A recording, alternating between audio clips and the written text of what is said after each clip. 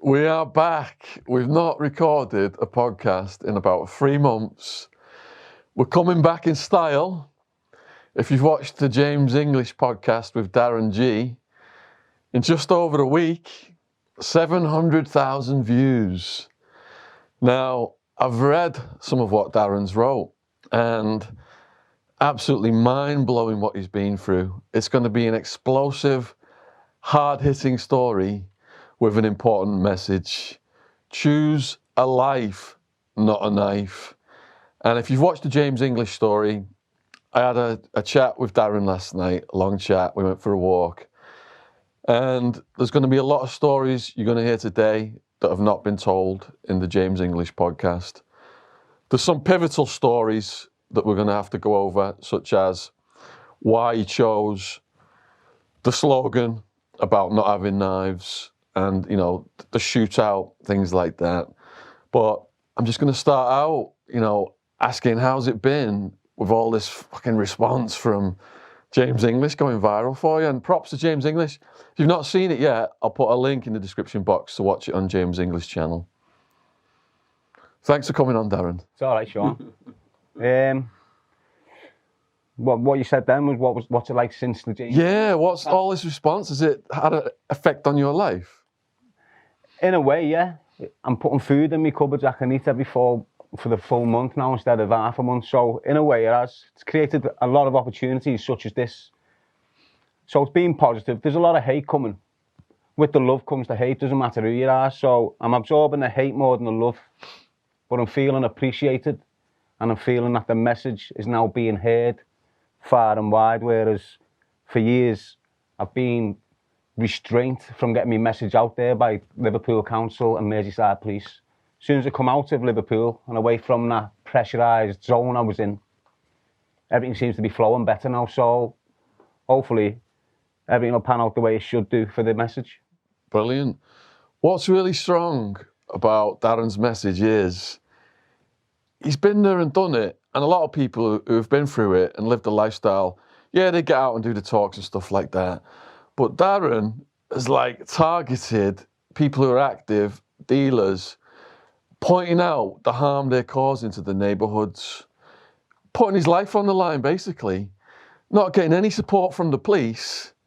You think the police would be backing him up, trying to get this message out there. Sorry to interrupt you. I don't want support off the police. Yeah, I understand. I hear you. Yeah. So he's got two enemies anyway. He's doing this good thing for society. The cops are against him. The gangsters are against him. And yet he's going from strength to strength, and it's really resonating with young people. Choose a life, not a knife. Now, I mean, the way Darren spoke in the James English podcast was explosive. You just see the strength of his character, and it really resonated. And that's why so many people are watching this video. When I read about Darren's younger years, I was almost in tears. It broke my heart what he went through. We're just going to start out with the story of your brother Billy, if that's okay. Yeah, that's fine. William Henry G, that's my oldest brother. Was my oldest brother. Committed suicide 3 years ago whilst I was in custody. Can we go back to what his job was with the cattle and all that stuff? Well, Billy years ago was, I'll start from the beginning, when it went wrong in his life too. It went wrong in all our lives when we were younger. Billy was the first victim of the sexual offences that happened to him. He was taken away from our family at the age of 14 and went to live with Stephen Harmon and that because of the sexual offending that was going on. Later on in life, we get back together. He was a great artist, could draw anything. It was around his teenage years when his artistry flowed because of my granddad, G, on my dad's side, had an art shop in Bold Street, a photograph shop, and Billy used to go there every Sunday when he was a kid. And that's where the sexual offences had kicked in. Now, we weren't discussing it with no one. We didn't really know what was going on with him until now, hindsight. he was getting abused by that side of the family at an early age. He couldn't handle it. He ended up on drugs, drinking, had a little girl, a boy. Moved on, he gets into his late years. He's a few older than me, Billy. So he's just looking for work. He ends up getting this job around when the cows got that BSA, whatever it was. Billy got a job as one of the persons that was killing the cows. And for his work, he had a catalyzer gun, which is basically a handgun with a bolt that flies out like this. And he used to take it home and then take it to work with him, do his deed, come back home, whatever. But he's always been dealing with this abuse.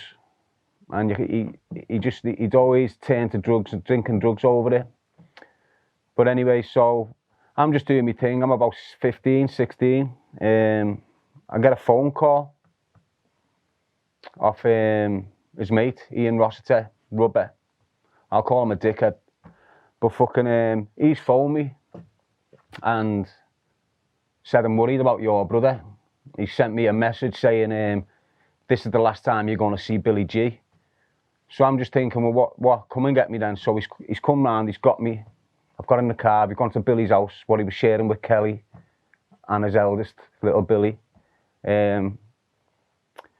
Knocking on the door, the blinds are closed, knocking on the door, no one's answering, look through the letterbox, and there's Billy lying on the couch, the gun in his hand, with blood coming out of his head.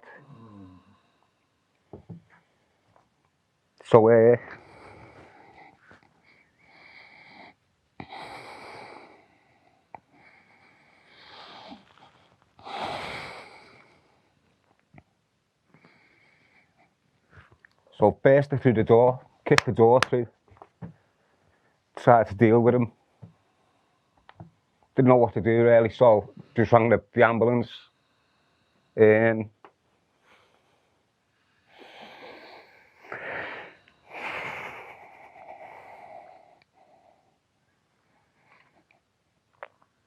don't know why I do this to myself, you know. It's all right, brother. Let's just take a breath and fucking have a time out. Well, anyway, I kicked the door in, go through the door. I don't know what to do with him. He's got blood pissing out the side of his head. There's bullets and there's detonators everywhere. I get on the phone, ring the ambulance appear. They sit to the bottom of the street. I'm screaming on the step, hurry up, get him. He won't come near the door because there's a firearms incident. The area needs to be cleared by firearms officers before the ambulance people can go into the area. So we're waiting for the firearms coming. We've got history with the police, you all know it. We're waiting for them to come. They come and they sit behind the ambulance.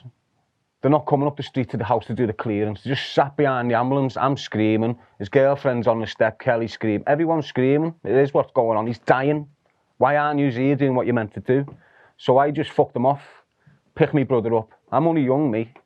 Pick my brother up. Try and get him into Kelly's car. At that point, they've come up. The ambulance people have took him.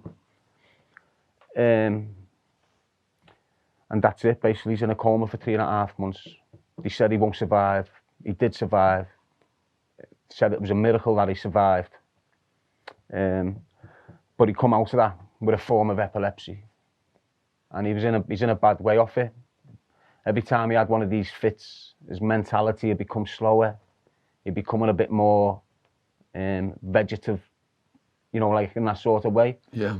So we move on. He should have stayed away from the drugs, he should have stayed away from the drink, but he ended up with this other girl who just destroyed his life. The same girl has destroyed another man's life. It's, without just ignore the girl, but she destroyed my brother's life. Instead of caring for him, she encouraged him to take more drugs. Instead of taking him away from drink, she encouraged him to take more drink. Anyway, he's in that life, he's being damaged, he's gone. He's suicidal right through it. We become a bit more notorious. He's not like us, Billy. He never has. He's never mixed with the group we've mixed. He's always mixed with the other nasty group. So every time we fell out with the group he mixed with, he'd get a hiding because we'd done something wrong by his mates. So his mates had hit him because we'd give his mates cheek. And it was just like that. So It come to the point then where he can't do nothing because we're running mad. We're causing murder throughout the city. Everyone who we used to have a mate now won't speak to him because we're causing murder with them. So he's becoming isolated without us knowing what we're doing. He's becoming more isolated. The only person he's relying on is this poison.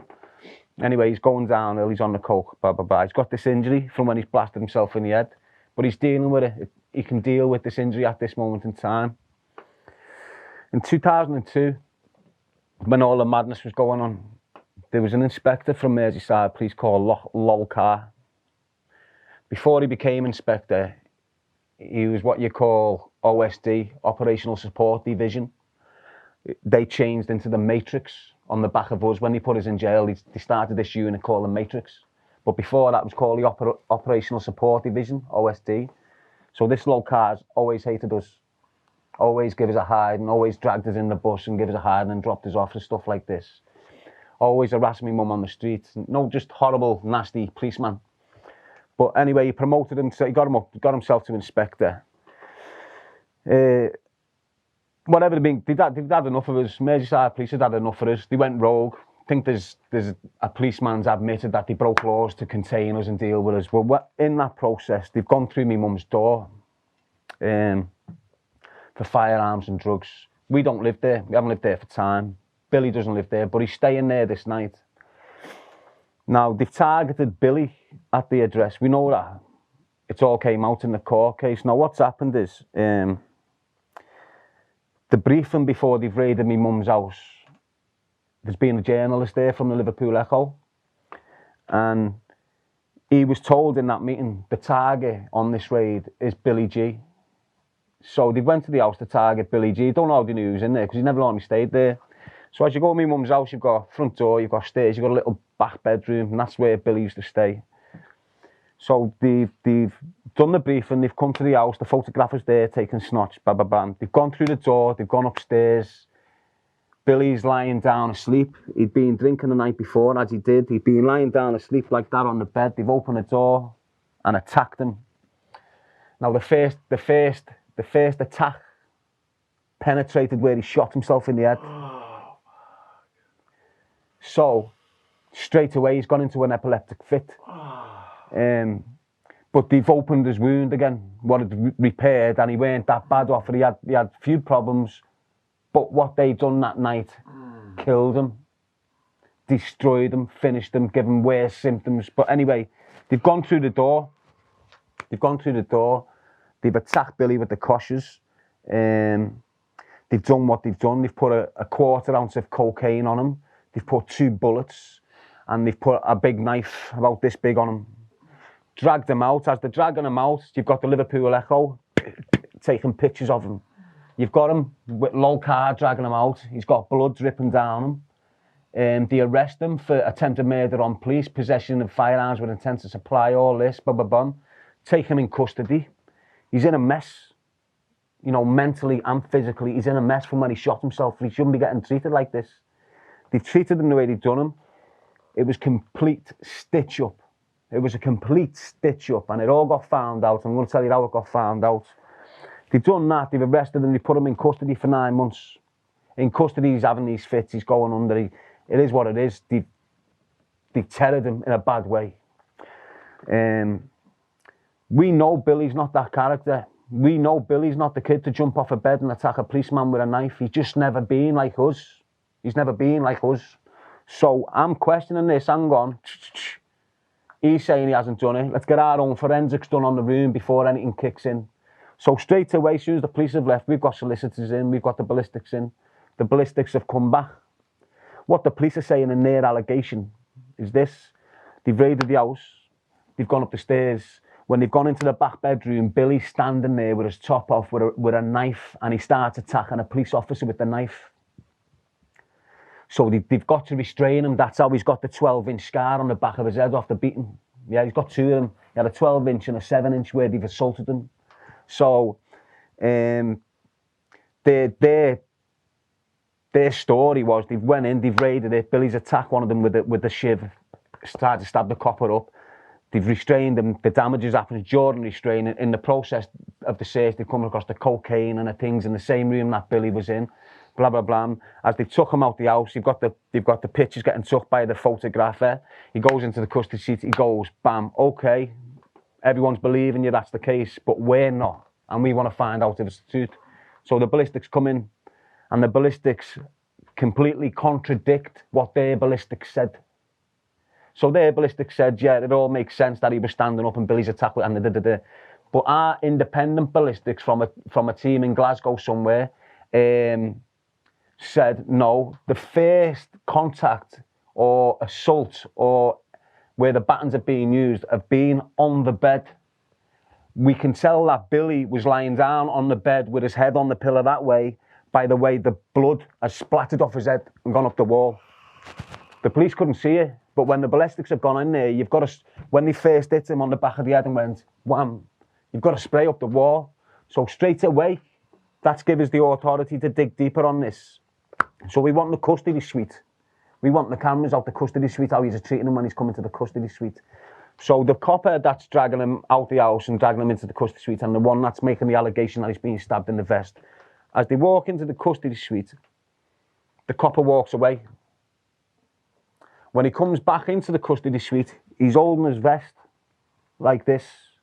And then when he moves his hands away, you can see stab wounds on his vest. You know, as if it's like Billy had tried to stab him in his vest, not to coincide with the story. So we went, okay then, but we don't believe this has happened. We want all photos from the bedroom, from when he's come out the house off this journalist, from when he's been, so every photo we want to see them. He's refused. The police have refused to hand them over. The journalist is refusing to have them over. We had to go to court. We won the court ruling. The judges ordered the journalist from the Liverpool Echo to give every photograph taken about that day. We've got them. The copper that's got the stab wounds in his vest in the custody suit hasn't got them coming out the house when they're restraining Billy. So they're dragging Billy out the house like they stabbed him, but the copper who's now got stab wounds on his vest in the custody suite hasn't got them coming out the house when he's restraining Billy. So there you go, the case is proven. You've set Billy up, you've sunk him, and you've damaged him. They didn't want to, the next day, listen to this is how corrupt they are. The next day after they battered Billy in the bedroom, and he's still in hospital, he hasn't even touched the court or the jail system yet, he's still fucked in hospital while all this is going on. He's not even charged. But you've got the Inspector of Merseyside Police walking round the street with a Liverpool Echo paperboy bag over his shoulder, pushing papers through everyone's door with Billy like that, fucked, covered in blood. And it was corrupt. It weren't real. It was all false. It was all fake. And it was just dirty what they done to me brother. Because on the back of that trauma, on the back of him going to jail, on the back of, he's never ever recovered. He come out the back of that assault with the worst epilepsy. So when he shot himself in the head, he had a form of epilepsy that he can contain. When these have done this damage to him, he had a form of epilepsy where he vaulted off the bed. Like he'd go and vault off the bed, bite his cheeks open, rip his tongue open overnight. Jesus. This is what Billy was going through. So every time he'd go through one of them episodes, his mind would deteriorate, his mental capacity would deteriorate. And when I look back at photos now, as I do all the time, because I miss him bad, you know. So I look back at the photos and you can see him like becoming more like monk-like, like Down syndrome looking. So anyway, I think he knew that. And I don't think he wanted his kids to see him like that. Yeah. Like their last image. I don't think Billy wanted their last image of their dad looking like that. And I think it was just, his girl pushed him over the edge 8 weeks before he kills himself in my mum's house. No one's loving him. I'm in jail, I can't love him. I'm stuck, I can't really do nothing. So everyone who's around him just can't deal with him because there's a mental illness and he's drinking too much and he's always causing trouble, but no one's loving him properly. He's not getting the love he deserved. So 12 weeks before this has gone on, he's been stabbed in the chest by his girl, by this monster girlfriend. She stabbed him in the chest. She went to kill him, basically. She's known for it. So she stabbed him in the chest. Police have come. Billy, being the man he is, he's turned around and said to them, I've stabbed myself in the chest. So the kids didn't get taken away. Because as soon as he would have said that monster had stabbed them, the kids get took into care. So to prevent that, Billy said, I've stabbed myself in the chest and got sectioned. The police sectioned him on that. He comes out of that, and within 3 months, he's hung himself. Oh, Jesus, man. Now, I'm in jail while this is kicking in, so it's hard for me to deal with it, and I haven't really grieved. So at the beginning of my sentence, I'm on remand. My dad, pisshead, battered us, didn't really matter. He's fell down the stairs, he had an epileptic fit. Obviously, I want to go to the funeral just to see my family, basically. Not for him, just to get out and be around my family a little bit.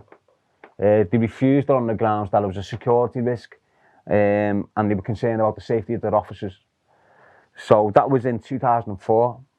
So we go back to 2016, when I've done my sentence, done an 18-year sentence. They wouldn't give me a DCAT, they wouldn't give me parole. I applied to go to my brother's funeral. They refuse on the grounds that I'm an escape risk and the safety of their officers. I've got 22 weeks left off an 18-year sentence. I've never tried to escape. I've never been nicked with a phone. They said this team, Titan, from Manchester, it's a police organisation that combats Northwest crime groups. Titan refused me to go to this, to my brother's funeral. It is what it is, lad, but they've done it to harm me, not for no security reasons, not for none of this. It is what it is. That's Billy. He's passed now. He's left 3 lovely kids. Basically, his death just broke our family to pieces. It just ripped everyone apart, and we haven't recovered off it. So the cops who went in and came out clearly and there was no stab wounds, were any of them held responsible? They were all held responsible. You had policemen sacked who are now back in the force 10 years later, the same policemen. You had policemen moved out of the area. You had Lancashire and people like that just reprimanded, demoted. But then on the other hand, when I've been arrested, the same group of coppers, some of them have been promoted and some of them have been, you know, well done. But what they don't tell you is they settled out of court on that case with Billy and given £48,000 to not make it public. They also done it to me, Danny, Stephen and Ian. We all got money off the police for their behaviour in 2004. On my case, the same group of police were stitching us up bad. They've got me, little Craig Barker, Mark Richardson, we're all in a car. These are coming to stitch us, this Gary Doolan and all this. They follow us into my Mars estate and just attack him and then come for me. I get out the car knowing I've got a camera, put my hands in my pocket, stand there, they just come at me and floor me, dance all over me and then arrest me, take me into custody, not knowing I've got CCTV that contradicts everything they're saying. They're saying they believe I've had a gun in the passenger seat and that's why they've come after me in the first place. So they've nicked me, they charged me with conspiracy to possess firearms, threats to kill and blackmail with firearms. But the CCTV footage come out and it contradicted them completely. Just showed they were lying. There was nothing coming from us in what they said. They'd all colluded. The 4 officers at the scene had colluded and perverted the course of justice. And they were found guilty for it. Nothing happened to them. They were just demoted. I got 22 grand off them, but it never went in the paper. They just get a slap on the wrist. But they're just some of the incidents. That's not all of it. There's tons, I know. All right, so the people watching this now, more than half the viewers are out of America. They're thinking, who is this guy with the accent like the Beatles? Yeah. And can you just like explain to them where you're from in this country and what it was like for you growing up? Yeah. Well, I'm from Liverpool. I'm from an area called Liverpool 5, hence L5 Alive. We're born and bred on it. We're just born and bred Scousers. I love my city and that's why I try and promote this message in there. We love the Beatles as well. You know, that's who put us on the map. That's how most of you Americans know of Liverpool is through our Beatles, our group of lads from our city who smashed it. And there's loads of groups of lads in our city doing the same thing that can smash it if they got the recognition they deserve instead of it all going to London. But anyway, I'm from a rough council estate, a rough inner city area that is full of love and care, It is what it is. You know what it's like. It's just the same as America, but less guns. It's the only difference. In America, you've got guns like in a sweet shop. Here, you haven't. If we had guns here, we'd have the worst gun rate in the world. Trust me on that. We're lucky we don't have guns. You're lucky you have them. So what was school and family life growing up in that area like for you? School, I don't really want to go into it, but I touched it, got expelled at 13, whatever, moved on. I was into the care system at 15, moved through it. It was just a rough upbringing. You had to fend for yourself. There was no help from anyone really. You know, it is what it is. The only people that looked after you was your neighbours. That's gone now. That community sense isn't there no more. That's being broken and fractured. So in Liverpool then, how did you start to fall into crime? I fell into crime through the lack of education, basically. You know, I got expelled from school, and within the 12-month period, even that was wrong what they'd done to me. I should have been placed right back into another school, but no, they left me on the street for 12 months, then suspended me. But in that 12 months, that's when I got caught up in the influence of crime. So what was the early stuff that you were doing? With us living close to Liverpool's football ground, you know, it was a great day every match night. We just robbed cars, rinsed them. I know it's wrong, but we had to eat, we had to fend for ourselves. Some of us are coming from homes where the mums are more interested in the bottle of wine they're getting for the night instead of your chips or your dinner. So you've got to fend for yourself, you've got to grow, you've got to be able to adapt to the environment you're in. And you're from quite a big family. You had a lot of brothers, and we've got a video about your brother in prison. Do you want to explain, you know, your relationship with him and who he is? Well, Danny's my youngest brother. He's 10 months younger than me, so I'm 42 now, he'll turn 42 with me for 2 months, and then I'll change to 43. It is what it is. We just got dragged into the system when we were kids. We didn't know, we just got dragged into this system and adapted to it and gone through it. Danny's not taking it. He's proper anti-authority because of what he's been through. He's been getting battered by groups of men since he was 11 years old, Danny has. You know, so when he's fighting men when he's 25 years old, it's a bit easier for him now. So when you're hearing these stories of Danny manhandling 10 prison officers, it's true. I've seen it with my own eyes. I know the strength of my brother. I know the volatile individual within him that yous don't see. Yous are only hearing bits of it that they want to let you hear. But trust me, he's a very volatile, deranged individual.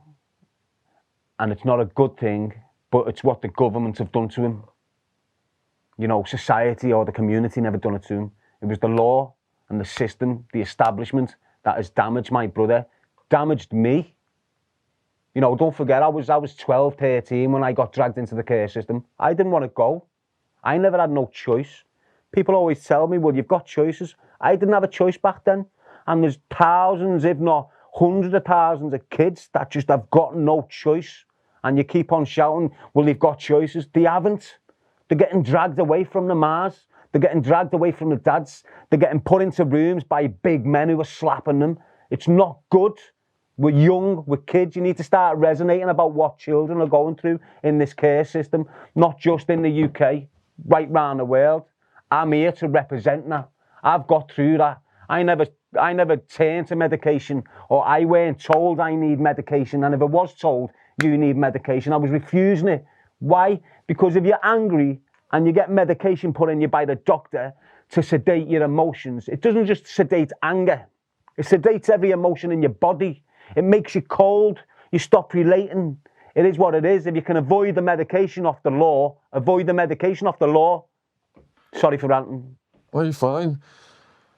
A lot of people we've interviewed, some of them have been through these care systems, and the predators just target these kids, and there's no one to help them.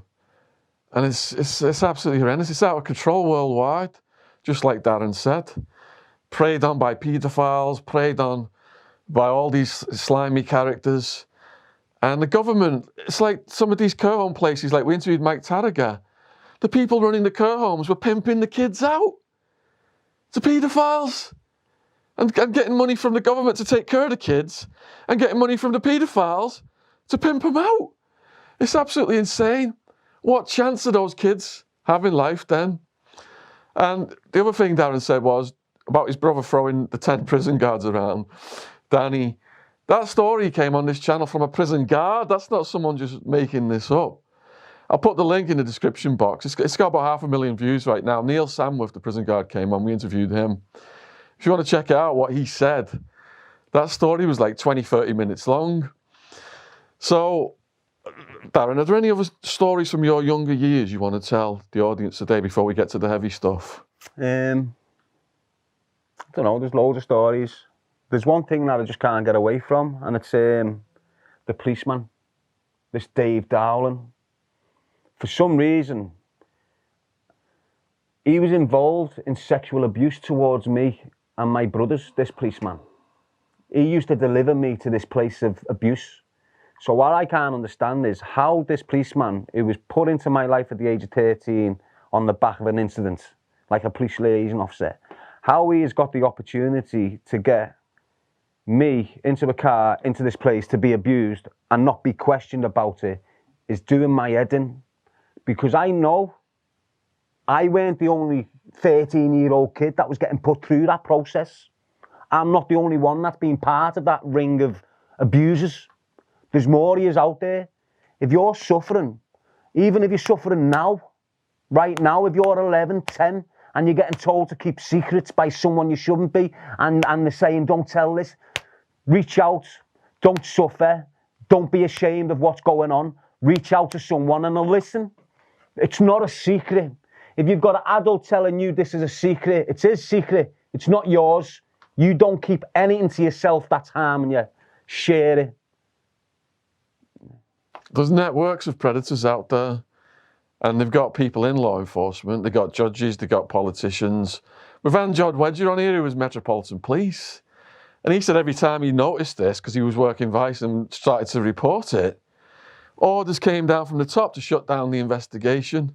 That's how prevalent it is at all levels of society. So if you are a vulnerable young person, you're going through something, and these people are telling you to keep secrets, who should they reach out to then? Anyone they can. Anyone they feel that's smiling at them for the right reason. Anyone that's looking at them and asking, are you okay? Just say you're not if you're not okay. You'll get loads of people that ask you and you think you can't say nothing because you've got this secret. It's not a secret. It's an evil individual trying to manipulate and condition you to abuse you. Don't let it happen, because it happens all the time. And police, there's a long history of sexual abuse running through Merseyside police. Whether you like it or not, officers of Merseyside police, you know it's true. You're doing your best to keep it shut and quiet, but it's going to come out. Why? Because I've survived at the hands of one of your officers, and I'm not going to shut up about it. Doesn't matter what you do to me or if you put me into jail. I won't shut up about the sexual abuse that one of your officers has participated in, and I think it's far wide, and it needs to be looked at more in depth. Can we stop talking about the police now? So you've mentioned that you did a 20-year sentence. So people are now naturally thinking, what were the events that led up to that?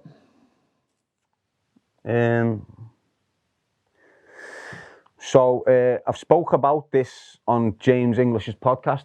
Yeah, a lot of people are going to want to just hear it again. All right, well, I'm going to give you a snippet. I don't want to start encroaching onto James's. I want to keep James's unique, like I want to keep yours unique. That's why you're getting a different story than him.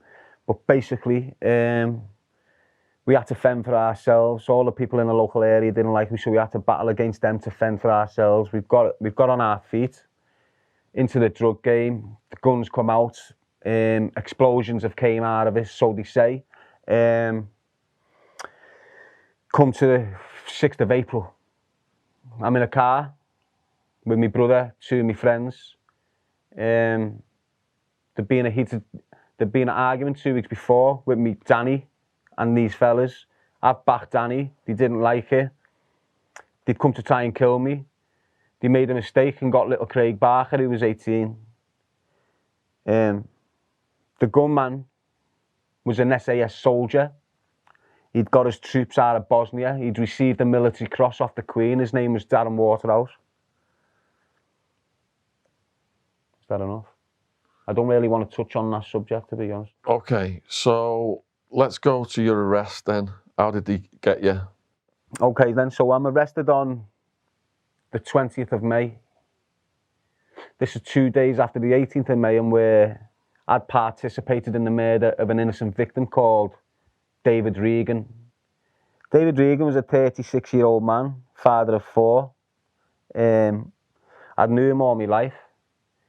He'd been in between me and this other faction. He'd been like the go-between, the messenger.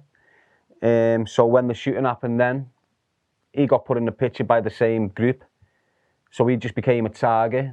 We weren't thinking straight, we were young and naive, didn't really know what we were doing, we were just going with the flow. And the flow that day was to kill David Regan. So we went down there, we're no conspirators, like getting up, having a spliff, let's go and do him. You were manipulated by an older gangster, well, you guys. Yeah, I was destroyed by the old school, basically. That's in the James English podcast. That story's there. That's why I'm just skipping over it. Anyway, he ended up in jail for killing this David Regan. Didn't find out till later on that he'd been an innocent participant in the crime. But he's dead now. I've gone through my jail, done my 18 years. Got out 4 years ago, and it's just been horrendous. So that's a lot of time in prison. You must have seen some things in there that you can give us some stories about. Yeah, what do you want to know? Everything. What's it like going in? How did you fit in the prison hierarchy? Well, I fitted right in. There is no hierarchy in the prison system no more. There's only one strength in the whole of the prison system in this country. It's one strength, and no one's going to master it. And that's the Islamic strength. Whether you like it or not, the force within the prison system right now is Islamic. So it's like, it's more, there's no hierarchy in the prison system. There's one group that run the prison system, and it's the Muslim fraternity. Whether you like it or not, it's fact. What's the difference with them and other groups? The solidarity. They're all for one and one for the other, like Dogtanian and that. They've just got this, if you're in jail and you've got a white boy getting attacked by 6 Muslims, none of them's helping him. Even if they know him or don't know the white boy, no one's helping him. But if you've got a Muslim boy getting battered by 6 individuals, whether these Muslims know him or not, they're going in and helping him. And that's where their strength is. If you're the brother, you're the brother. And that's why it's becoming so dominant right through the prison system. Now, some Scousers, majority of them, convert because of the crimes. See, in the faith of Islam, they will accept anyone into that faith as long as you repent your sins. So you've got nonsense right through the system, doesn't matter black, white, Asian, doesn't matter, who are converting to Islam, repenting of their sins, but for protection, knowing they can't be touched on the wing because the Muslim brothers will deal with the situation. He's one of us, you can't go near him, doesn't matter about his offence, you know what I mean? So that's where it's a little bit messy.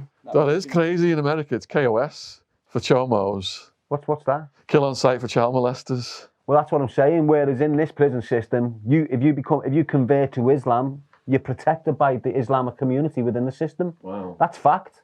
That's definite. I admire that. I don't admire that they're protecting the nonsense, but what I do admire is the loyalty and the strength and the brotherhood, and that's what's missing in other religions at the moment, is the brotherhood the Islamic faith's got, and that's why it's taken over. So the gangs by area in the white community in prison, like Scousers and Cockneys and... I don't know, when look, it used to go off with Manx and Scousers. You know, we've had loads of fights with Manx and Scousers in the YP system. Later grew on to be good friends with them. But when I went down south, I'd be classed as a northerner, not a Scouser. Yeah, so if a Manc came down south, he'd be classed as a northerner, not a Manc. So now up north, Manc and Scousers are fighting with each other. But when they're down south, that Manc and that Scouse are like fucking brothers. You know what I mean? Because it is how it is. It's North v South then. It's not Mancs and Scouses, it's us v them. Yeah. So, you know, your loyalties change. It's a mad environment. You can go to one prison, it's Muslim dominated. You go to another, it's Christian dominated. You go to, it's just all, it's getting worse. It's not. The worst thing they could have done, the prison system, was start locking men up with kids. Locking men up with kids? Yeah. How does that work? Well, now you've got wings in the prison system where you've got 16-year-olds on there with cons who are doing life. On a separate wing, like? No. In the same cells? No, they're not. They can't share them unless you're over 21. Okay. But you can put a 16-year-old kid now who's gone in for robbing a car on a match day. He'll go into a prison and he'll get locked up with a 19-year-old kid who's doing a 22 rep for shooting someone dead. Wow. And that's the way, you know, what's going on here? How the fuck do you expect this kid to get out rehabilitated if you just put him in a cell for 10 months with a murderer, a gangbanger? Yeah. It's not making sense. So the worst thing the prison system done, like it used to be 16 to 18, 18 to 21, 21 up. They just pull them barriers out. They remove the 18. So you've got 16 up to 21 on the same wing as 21 and up. Yeah. And they're all, that's why you've got kid criminals now with more brains than men. Yeah. Because they're getting educated in the system with men who's been into criminality for the past 25 years are just passing down their guidance and their knowledge of crime, and these kids are getting out with a bit more nous and a bit more gameness. And it keeps the system in business as well. Yeah, it keeps the system in more business. They've got to create the business. They don't like us. They don't let us go. Once we enter that system, you're a number and you're profiled, and they can earn so much off you. Yeah, look how much they've earned off me. You told me last night it was, what, £55,000 a year they get for a prisoner in Cathay, was it, or something? Yeah. Which is about $65,000 a year taxpayers' money. Right, but look how many Cathay prisoners there are. Now, in strange ways, you can be a little knobhead who gives a screw a bit of shit. They'll Cathay you and put you on the Cathay books. The minute you get put on them Cathay books, they get more money for you. Yeah. So in that strange ways, you've got a Cathay unit. Now, instead of having like notorious Cathay prisoners that should be on there, you've got people that just can't conform in a normal place, who are not in for crazy charges, like this fucking nugget, this fucking Sam Walker. Now he gets put in Whitemore, dispersal, category 8, Belmarsh. He's not getting put in there because of his crimes or of who he is. He's getting in there because he's just a rat in the system. Do you understand? So what you're getting these units with rats and very dangerous people, and they're mixing. And it's not like they're just making money off it. Yeah. So you've got a man there who's on remand for 2 murders. He's got £1 million in the bank. He's a danger. He's Cathay. There's a reason he's on there.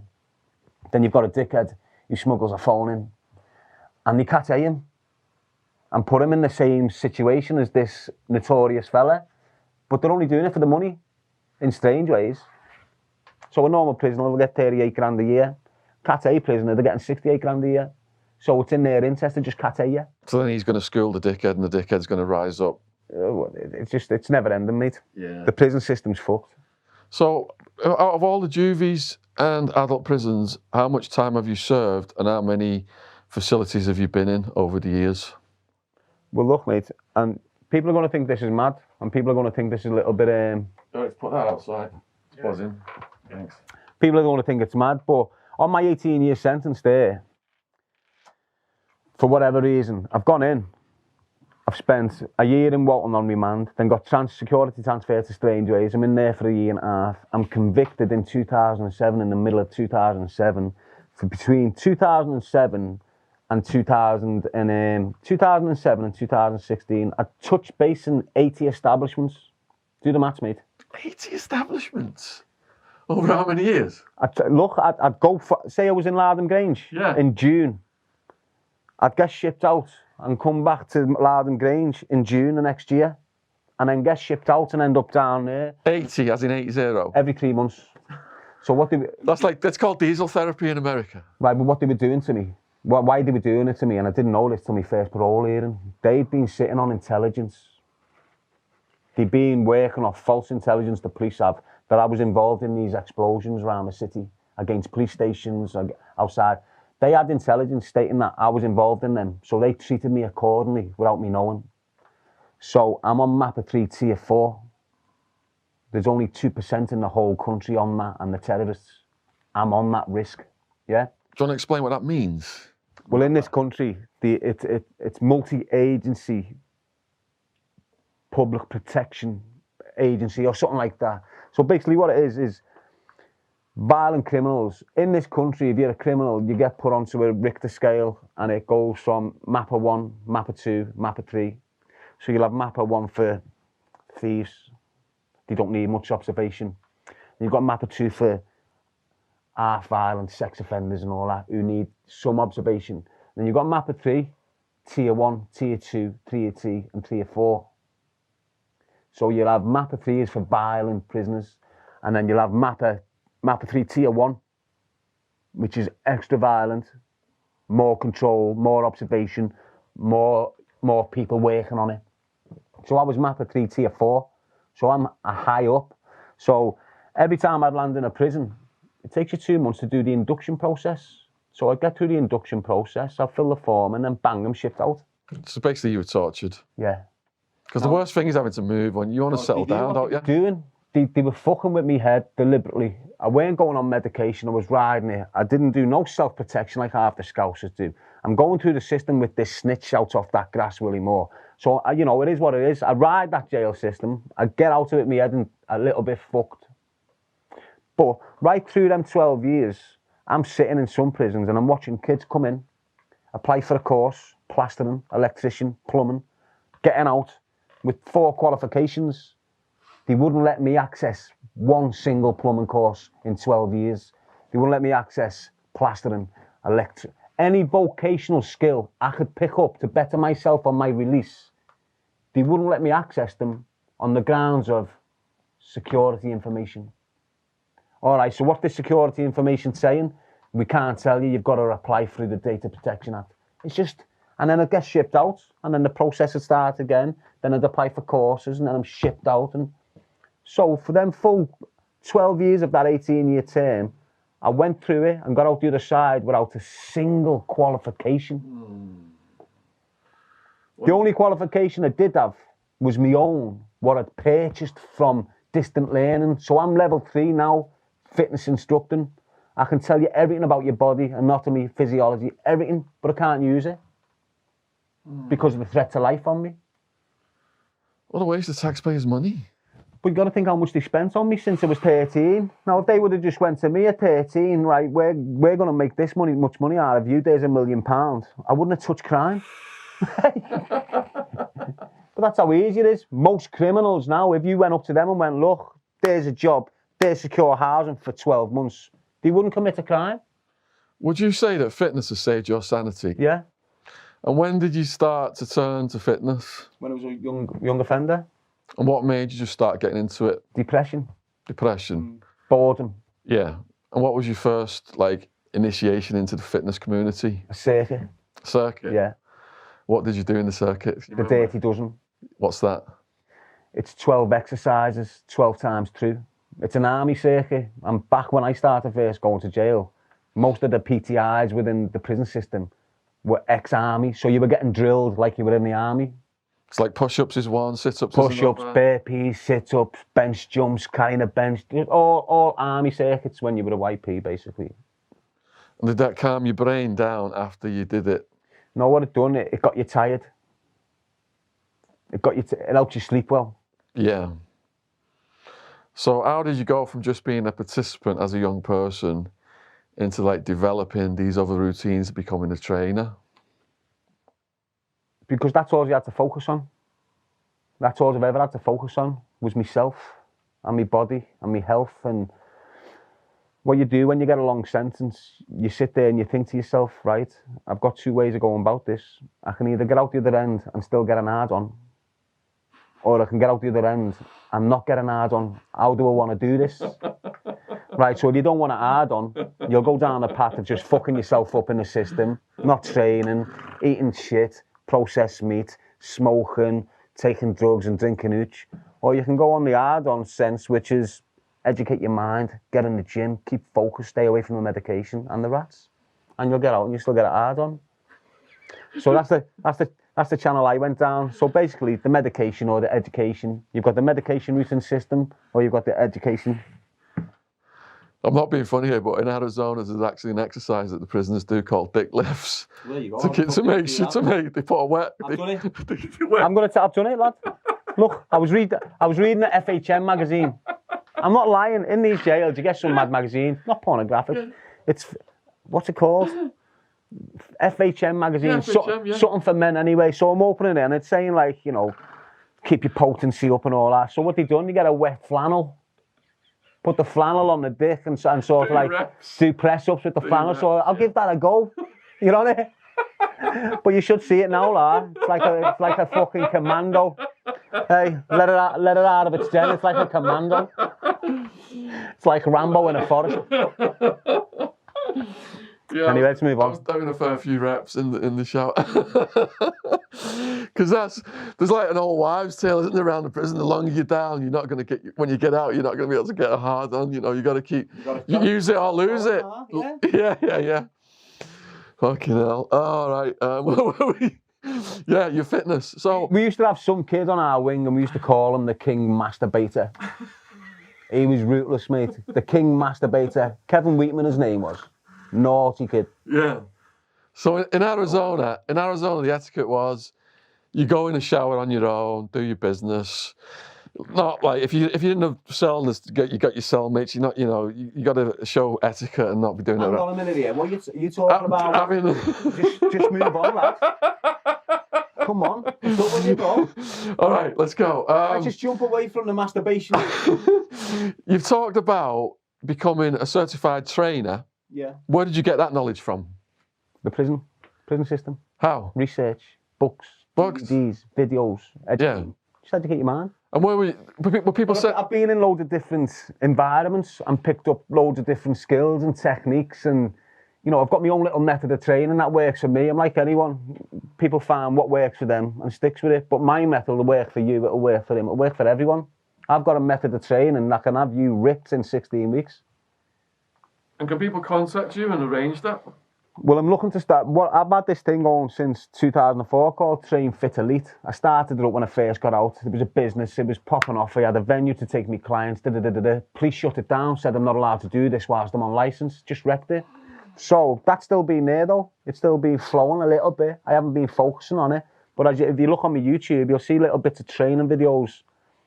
And in a month's time, I'm setting a whole new platform up, Train Fit Elite, and you can get all sorts on there, and it's all for free. I'm not going to start charging you for a workout or a bit of advice for a drink or whatever.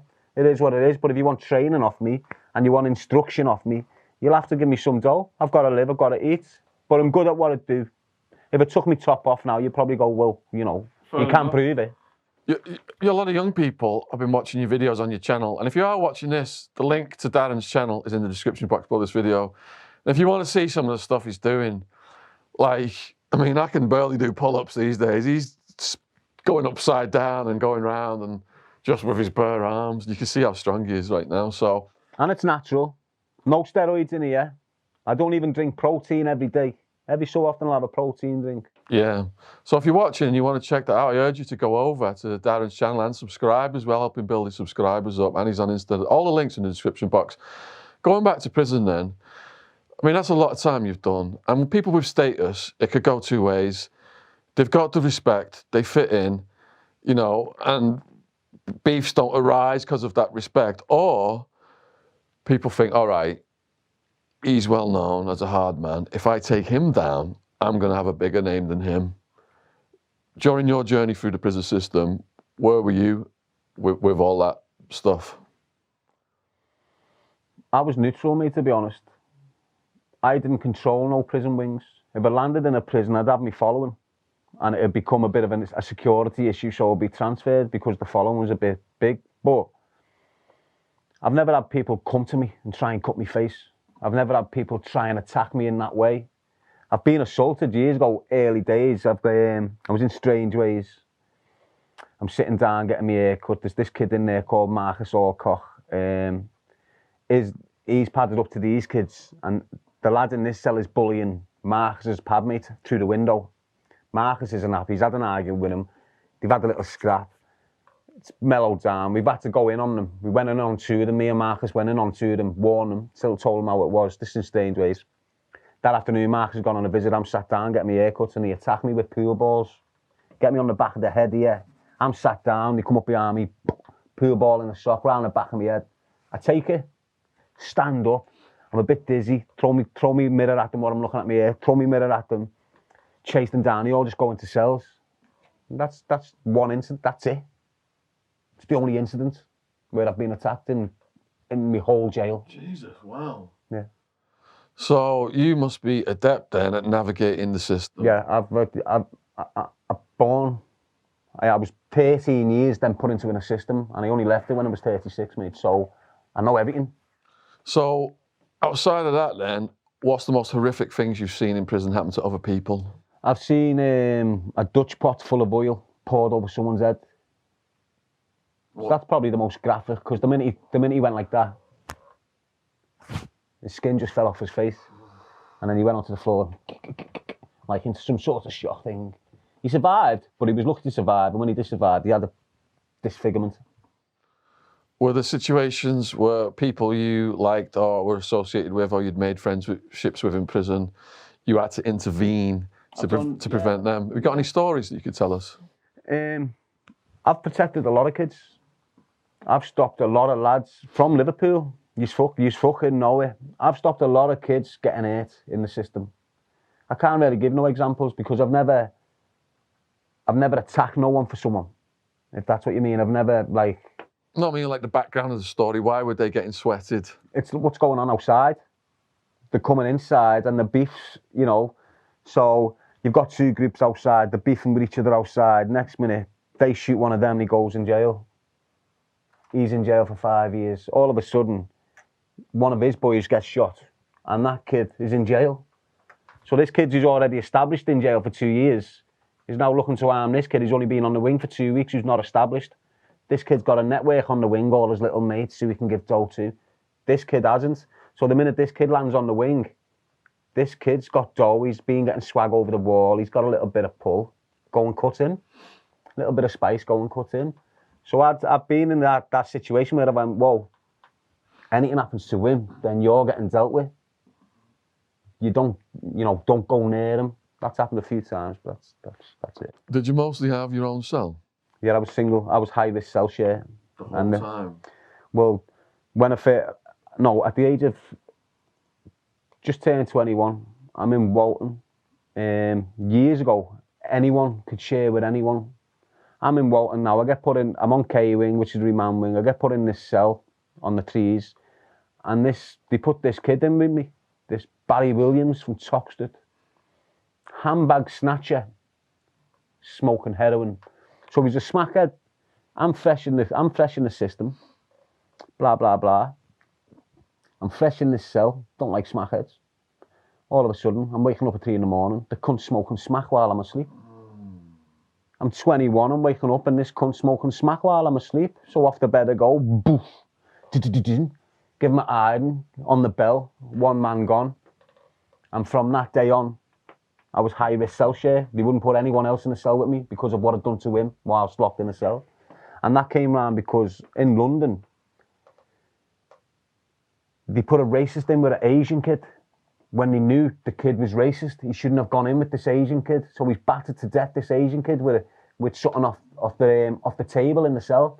So on the back of that, they brought a thing into the prison system which they made an assessment on every prisoner that enters, whether you're a high-risk cell share. And if you're a high-risk cell share, you get a single cell. So right through, I had a single cell. I could turn around in strange ways and go, yeah, I want him in with me. And they'd put him in with me. So I'd get Wes Brown in, get Mark Richardson in with me for a bit, and then they'd disappear, and then I'd go single again. Are you the kind of person who preferred your own cell? Yeah. And why is that? My own space. There's too much. That's why I am today. If I would have had a double cell through that jail, I'd be fucked on drugs. It's like living in a toilet with another dude, isn't it? Yeah, but you don't know what you're getting. Yeah, the cellmate lottery. I've been, whilst I was on remand, I was getting a cellmate every week, and I'd kick off about it. I'm just getting used to this one, and he's getting out, and you're giving me another one. I'm looking at fucking 30, Rec. That's what Michelle was. I'm looking at 30 years, and I'm getting a pad mate every 2 fucking weeks. How do you expect me to settle on my man and concentrate on my trial if I'm getting a new... They could be snitches or anything, so fuck that, single cell. Did they try and put any cellmates in you with your dad bad charges? No. They knew better? Yeah. So your motto is, choose a life, not a knife. And you're trying to prevent kids from going to prison. But for someone who's going to get sent down, what prison survival advice would you give them? Educate yourself while you're in there. Leave the drugs alone and the medication. Just knuckle down. Use it to your benefit. If you're going into the system, doesn't matter what the crime is. If you're a lifer, just do your rip. Stay strong and do what you can. But if you're going in for a short period, get in there, because they have got things that you can use to make it better for yourself upon release. They have got them. They mightn't use them right or push them out to you properly, but if you look, they can supply you with education. They can supply you with the necessary tools to work with yourself when you're on release. So how prevalent are drugs and how easy is it to stay out of that lifestyle in prison? You can't. If you're in prison, you're involved in the drug world. Because if you're not taking them, the neighbour next to you is. So you're dealing with his behaviour patterns. You understand? So either way, in prison, you're affected by the drug trade, even if you're not taking the drug trade. Just off the environment you're waking up in.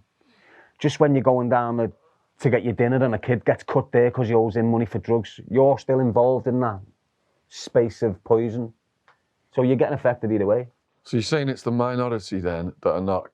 It's the same in every society. It's the same in Liverpool right now. Liverpool's getting a very bad name. And 99% of Liverpool people are proper, decent, loving, caring individuals. You've got that 1% that's running around the city, creating havoc, damaging not just the reputation of Scousers, the heritage of our city. They're ruining it. How are they ruining it? Because they're giving 13-year-old kids cocaine. By the time that kid's 13 or 20, she's smoking crack and having children. Then her children are going to do the same. So that's why you're destroying the heritage. If you're a drug dealer, you need to understand. I know drug dealers now where their kids are fucked with mental illnesses because you've given them too much materialistic shit in their life. You're doing it wrong. What, because you never had a good pair of trainees? You want your kid to have a good pair of trainees. You never got the love and care. So why aren't you giving your kid the love and care instead of thinking a pair of trainees is love and care? Just ignore me, lad. I get very passionate when children are getting harmed in this way, lad. You get as passionate as you want. Say whatever you want. You don't have to restrain yourself at all. When I was watching your James English, it was the most passionate parts that was really resonating, and I was just absolutely gripped. Like I told you last night, Wild Man, he said, "Oh man, I've just watched this. Fucking hell, you got to watch this." And he's got a very short attention span and for things, but you had him just absolutely gripped all the way through it. I think. Well, I was just being myself, mate. Yeah. He got me at a moment, James, where my head was fucked anyway. It was the last shout for me. So for that week, I'd really been contemplating deep and going all out. So it was just like a last shout for me. Yeah. And the last shout, it was proper. I'm trying to express, look at me. Help me. Don't let me do this. I don't want to go down that path. Why isn't no one dragging me back from what's going on? I'm not choosing this. I'm being pushed back down this path. I'm reaching out to yous over there to pull me away from it. And it's happened a bit. It's pulled me away from it a bit, So I completely respect what you do, and I want to help you clarify your message, because I've read the comments under the James English. So my interpretation of this, and from last night, let me just clarify this for the viewers, is Darren has got this mission right now, and like I said earlier, he's got the police against him, he's got drug dealers against him, he's got the state against him, preventing him from going into schools and giving this message. They've thrown barriers in his way. All these entities have been this huge force putting this pressure on Darren when he's not gone back to drugs, he's not gone back to the gangster lifestyle, he's not gone back to crime, and recidivism is off the scale for people who've had such serious charges as Darren. They get out, they've got a criminal record, They're trying to get the government to pay the rent and to give them some money just so they can eat. And if you look at Darren's channel a year ago, he was doing videos saying he couldn't even eat. And he was risking his enemies laughing at him and mocking him, putting these videos up there saying, if you just send me a little something, I've got no money to eat right now. And his enemies pounced on him. So what he just said, my interpretation of that is, it's born out of frustration from his enemies putting all these blocks on his mission and him just trying to live a minimal existence. He's not trying to make money. You know, he's writing. He's not trying to make money off his book. He did the James English thing. He didn't try and make any money out of that. He's got a pure soul and he's got all this energy and this strong character. And even though all those enemies have put this barrier, this shield over him, he's just burnt through it. That James English podcast took him to a whole new level. People all over the country are seeing it.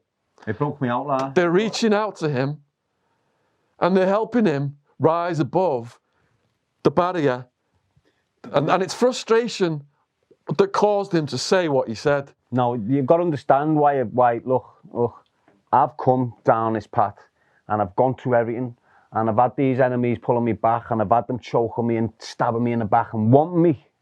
They want me back in that. They don't like me out that game. They want me back in there. I've done everything I can. I've reached out to everyone. Councils, departments, it doesn't matter who, individuals. I've reached out for everyone the way I feel, the way I think. I've sat in rooms with mental health workers and doctors and said how I feel and what I think. They're not helping me. It's like they want me down that route. It's like they want this to happen. That's the way I feel about it. But the frustration I'm receiving through these rats, these drug dealers, if you're so intent on pulling me back down that path, what's took me so long to climb, if you're so intent to drag me back into that game, you need to understand what you're bringing back into the game. You're not bringing some shithead that's going to shoot you in the leg. You need to understand what you bring back into that game, because it'll destroy the fucking city and everything you've been used to. That's what you need to be, that's what you need to gather. I've changed. I've got the strength to fuck this, what I think, off. But there's only so much. If you back anyone into a corner, it's going to come out barking, and it's the worst type of bark you're going to get. I'm in a corner. If you keep on fucking putting blockades up around me, I'll burst through them, and it'll be the worst thing you've ever experienced on your family home. And you've actually had arrangements to speak in schools, and things happened and stopped that. Look, I've had it. If you take me back 18 months ago, before the shooting happened on the 17th of March on my Mars step, another one, everything was flying. I had schools interested, universities interested. The messages were flowing out, the words and mouths. All of a sudden, I'm just getting attacked. I'm getting hated on. People are trying to shoot me. It's the drug dealers. As soon as the drug dealers realised I'm not back into that game, they all pounced. So drug dealers from years ago, who we terrored when we were younger, they pounced. It's like they've all, I've said it before, it's like they're all putting salt on the same plate and I'm eating it. I'm getting sick off it. So I said that you were challenging these dealers because they're ruining the neighbourhoods. And it's like the illegal market in drugs gets bigger every year. They get more armed up, there's more violence. It's like a race with the cops. I know, but the market's only getting bigger because there's more drugs becoming available. So it's not just coke, weed, smack and that no more.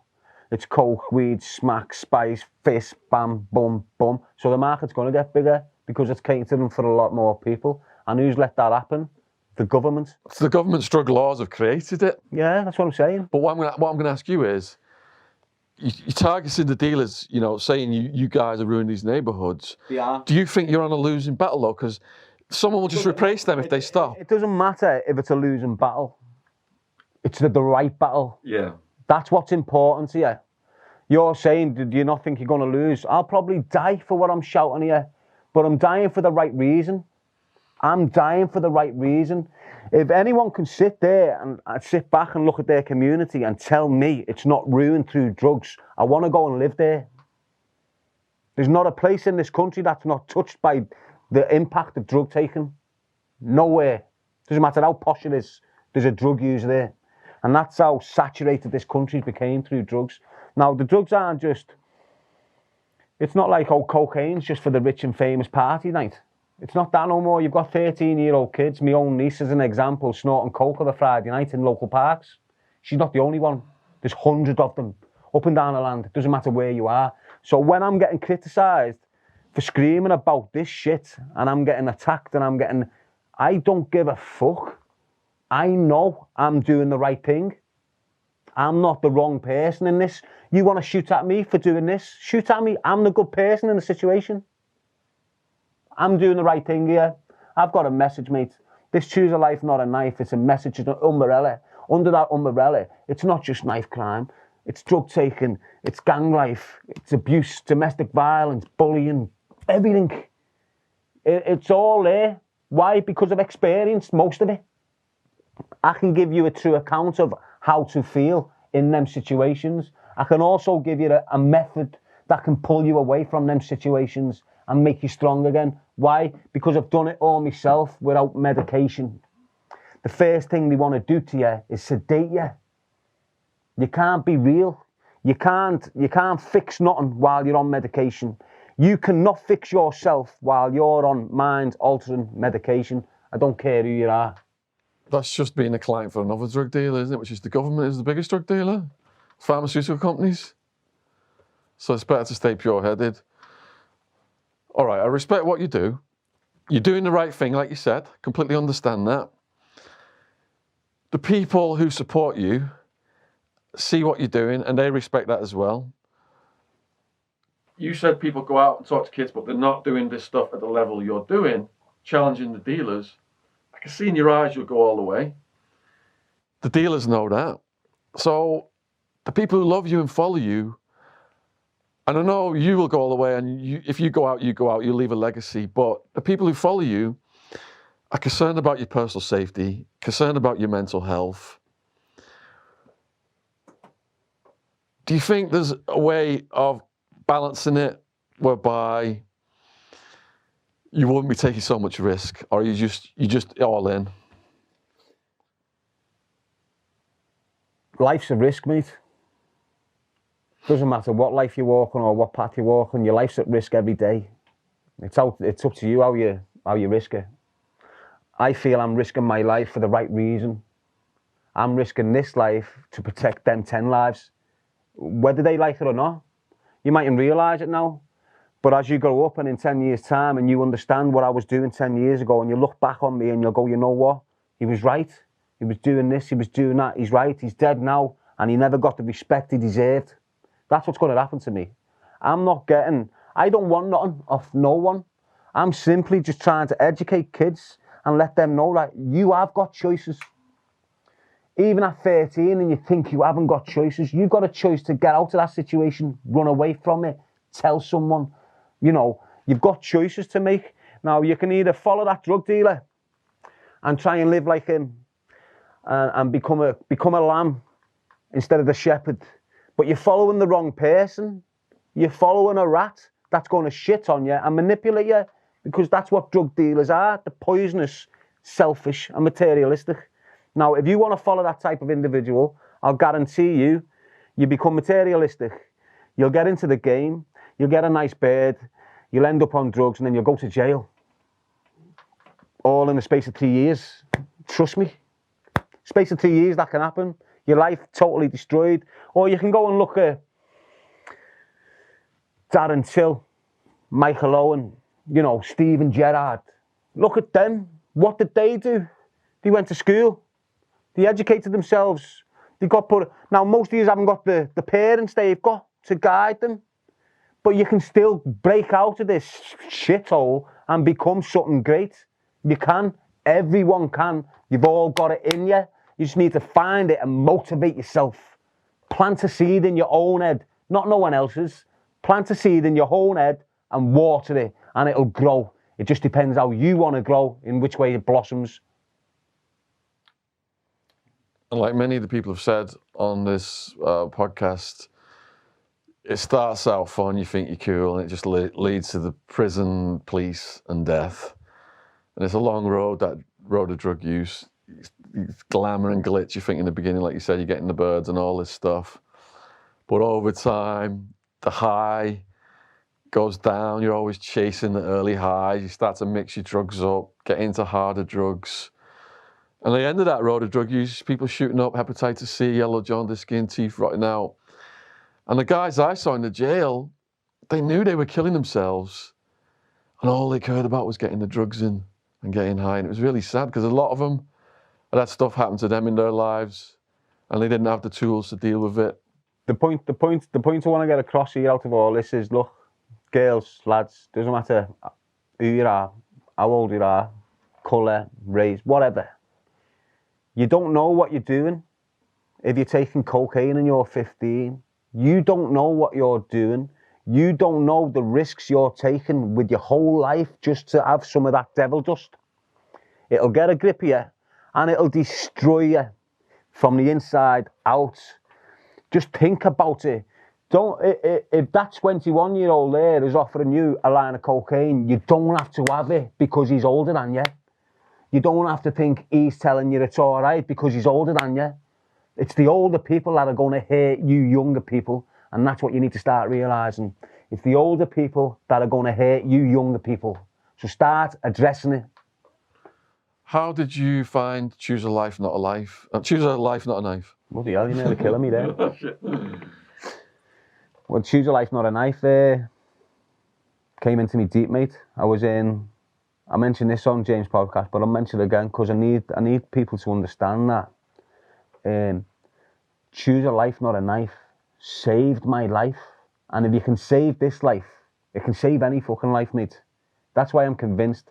I get messages all the time about Choose a Life, Not a Knife off parents where the kids have changed their ways just off listening to me. On the back of that podcast, I'm having parents telling me they've sat their kids down and watched it with them. Brilliant. And you could see the change in the kids within weeks. So I know I've got this energy that is flowing and people are embracing it. The more they embrace this message, the more differences it'll make. As I said the other week on the podcast in James's, I'm on licence, mate. I've got 50 people on a no contact list. They've isolated me to death. They want me to breach my licence, but I'm not going to. I'm not giving up. My first objective on release, my first goal was to complete my licence without being returned to prison. So I went through all this nonsense that they were putting at me, ended up on food parcels, ended up in a house with no heating, no electric, lost my job. Let me start at the beginning. So I get out of prison. I get put in a hostel. Within 3 months, I get a full-time job. I'm told I can go and live in St. Helens in this triangle. So I pick an address in there, pick it myself, private landlord, go and get it myself, get a tenancy myself, and I'm working so I can pay the rent, everything's sweet. I lose my job 6 months later. So I'm still on licence, so I go to probation and alert them, I've lost my job. Okay, then I play for housing on Universal Credit. I haven't got a clue, no DCAT, not reintegrated in society, so I haven't really got a clue with all the nonsense paperwork. So I'm struggling with the paperwork. So it takes me time to get me rent into place. During that time, I've had an eviction notice. The landlords took the boiler out, condemned the boiler to try and get me out the property faster. I'm living on candles. About 100 of them. You can buy them in bags of 50. Little silver candles. I've got them on the windowsill. That's me heating me light. I'm living my life through my phone. I can't go to my mum's because the probation won't allow me. I can't ring none of me network in prison because I'm not allowed to. I can't write to no one in prison because I'm not allowed to. I can't contact. I'm isolated. I've got no one I can associate with but probation. The only thing I set up for myself, as I said before, was Train Fit Elite. I was a member of a gym there. I was on with the manager. He was educating me more, giving me on courses. Police came and destroyed it. So now I'm isolated. So when I've landed in St. Helens, what do they want you to do? They want you to build a network of friends around you when you're released from prison. They want you to build a network in the area you're living. I've done that. They destroyed it on me. So it isolated me further. So now I'm turning to probation going, I can't eat. They're giving me food vouchers. So I'm having to go to this gaff and get food. But I can't cook the food because I've got no gas. So it's just all messy. I feel like I'm not loved. I'm feeling like there's no support there. I've contemplated suicide in the past. I'm sitting there now. I've got absolutely nothing. I haven't had for a few days. There's no one I can turn to without getting put back in jail. I don't really want to go to jail. So I'm just stuck in this room. I'm scared to contact the people I know can help me because they're on my no contact list. So the minute I contact them on my no contact, I'm returned to prison. So I'm just isolated. I'm in this room. I've prepped myself. I've had a bath, had a shave, cleaned everywhere, got my clothes ready, washed all my clothes, ironed them, got them all crisp, stacked them up so it's all neat and nice, hoovered, just this everywhere. So when they found me, the room was spotlessly clean. That's the way I was believing. That's the way I was going. I said it before. I'd done a few years before in Loudon Grange, and the nuns come and intervened and stopped me from doing that. This time round, I'm there. I'm in the room, depressed, stressed out, lonely, hungry, freezing. I just thought, you know what? I'm not going back to jail. I'd rather die. So, you know, I'm ready. I've got the kitchen blade. I'm ready to do the thing. And my phone goes bing. I look at it, open it up, and it's got a hashtag. Choose a life, not a knife. So I've got a knife in my hand when I'm looking at this, mate. And then I'm like, choose a life, not a knife. That's crazy. Right, but it gave me that moment. It just gave me that distraction. It's like a miracle almost. So here, I'm focused on, right, this is getting done. I've prepared for 2 or 3 hours, got everything, I'm ready to do the deed, and bing, choose your life, not a knife. So straight away, the knife's gone on the bed, and my hand's getting used for the phone now. Do you understand? Yeah. So the feelings of self-harm were gone. There was feelings of interest now. How's this just happened? What is it? So I've been quiet for it. Took me to some woman in Croydon. She just turned it up there, but she'd never backed it. She never put nothing to it. It was just the hashtag. Wow. So I've got onto her and said, look, this hashtag, it's all fact, mate, it's all true. This hashtag, can I take it on board? She went, yeah, you do what you want with it. So I've grabbed hold of it. And since I've grabbed hold of it, I've been pushing it. I don't commit crime, mate. I smoke a little bit of weed every so often. Don't take Class A's, don't take medication, straightforward. I just want to better my life and better my life of others before I go. And that's my agenda. That's my message. I'm going to leave a legacy. Now it's up to either way, it's going to be a legacy. I want to leave a legacy of positive, you know, motivational stuff. I don't want to leave a legacy of this kid that's just gone in a house and blew fucking this family to bits. And you've got a lot of people concerned about that. Now I've received messages, and you've got a lot of good people around you now. You're not going to go down that route. No, because when I'm in Liverpool, I have people telling me, you need to move out of Liverpool, you can't keep on getting... But I'm sat in this apartment, and with my pride, I'm going, I'm not running from these fucking rats. They're not kicking me out of my city. So it got to the point where it boarded me windows up in my flat. I'm sitting there paranoid. They've tried to burn it. Every time I go out the door, they're letting shots off. Every time I go anywhere, So there's all madness kicking in. So I sat in this isolation. It was just like this. All my windows were blocked up. People that know me, like this woman, Wendy, very, very, very boss woman. Without her, I would have been finished. She's the come and she's starting to recognise I'm gone. That's my mindset fucking up. This is me becoming isolated, more paranoid and So the minute I come out of that pressurised zone, I'm feeling completely different already after 4 weeks. Do you understand? Yeah. I'm getting people from London contacting me and giving me support and love and making me motivated, making me positive again. I'm always motivated. I'm always positive. I'm a strong individual, very strong individual. Doesn't matter. I can adapt to any environment. And all I'm doing here, I don't care who hates on me. I don't care if you hate me personally. I've got pure people that hate me and they've never met me. They're just going off what people chat, and we all know what Chinese whispers can do. They can destroy anyone. So if you're hating on me, hate on me, but don't hate the message I'm trying to deliver. You know, you mightn't like me or what I stand for, but at the moment I'm standing for a message that is protecting kids. So for you to be hating on me is simply you're hating on the kids. All I'm trying to do is show a generation of young kids that you don't have to be a drug dealer to have a bit of fame. You don't have to be a drug dealer to be hard and have the best cars and have this and have that. If you want to be a drug dealer and go to jail, follow the dickhead on your estate who thinks he's fucking mad. He's nothing.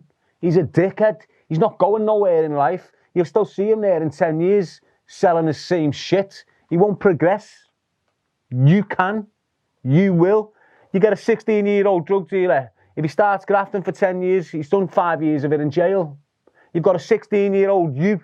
You start grafting for 5 years in a McDonald's. At the end of the 5 years, you're able to get a mortgage. So use your fucking head. Use your brain. It is what it is. So it's never good to focus on the haters, but I just want to give an example to the viewers of the insanity of some of the people that are doing stupid shit about you. I won't mention the guy's name, but last week I watched a video and there was a young man and he had a gun out and he's just pointing the gun at the camera and he's just screaming about Darren G, just going, oh, I'm going to do this to you, I'm going to do that to you, blah, blah, blah, blah, blah, blah. It wasn't just a violation of YouTube's policy because that whole channel was gone within a couple of days. I think it was like a violation of the law. So it was quite idiotic to do that. But is that something like typical that's in your life? Are you facing this stuff? All the time. And it's a select group of individuals who are paying select groups of rats to victimise me. And this individual, I don't want to mention his name. Yeah, why? I'll not give him any attention. Look, yeah, but listen, he's raped 3 kids, mate. No one seems to be grasping this in Liverpool, you know.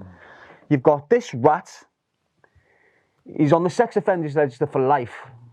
He goes to jail when he's 17 for 15 years. He gets out when he's 27 or whatever his age is, right? As soon as he gets out, he's running around the city getting his willy out to teenage girls. On camera, on live feed. This is a predator. One of his victims was in a wheelchair. He shoved a brush up her fanny. It's a 15-year-old girl in a wheelchair. And the rat still runs around the city. And the rat has still got these drug dealers giving him money to target me. Now, these drug dealers are working with such a horrendous monster. That's why they're the same. They use the same grooming techniques to harm kids. They use the same type of manipulation to harm kids. They're the same category of criminal nonsense and drug dealers. It's the same setup. It's the same thing. The only thing that's different is one's financial gain and one's what the fuck it is. Nonsensical. Doesn't make sense. That's where the word nonce comes from. Nonsensical.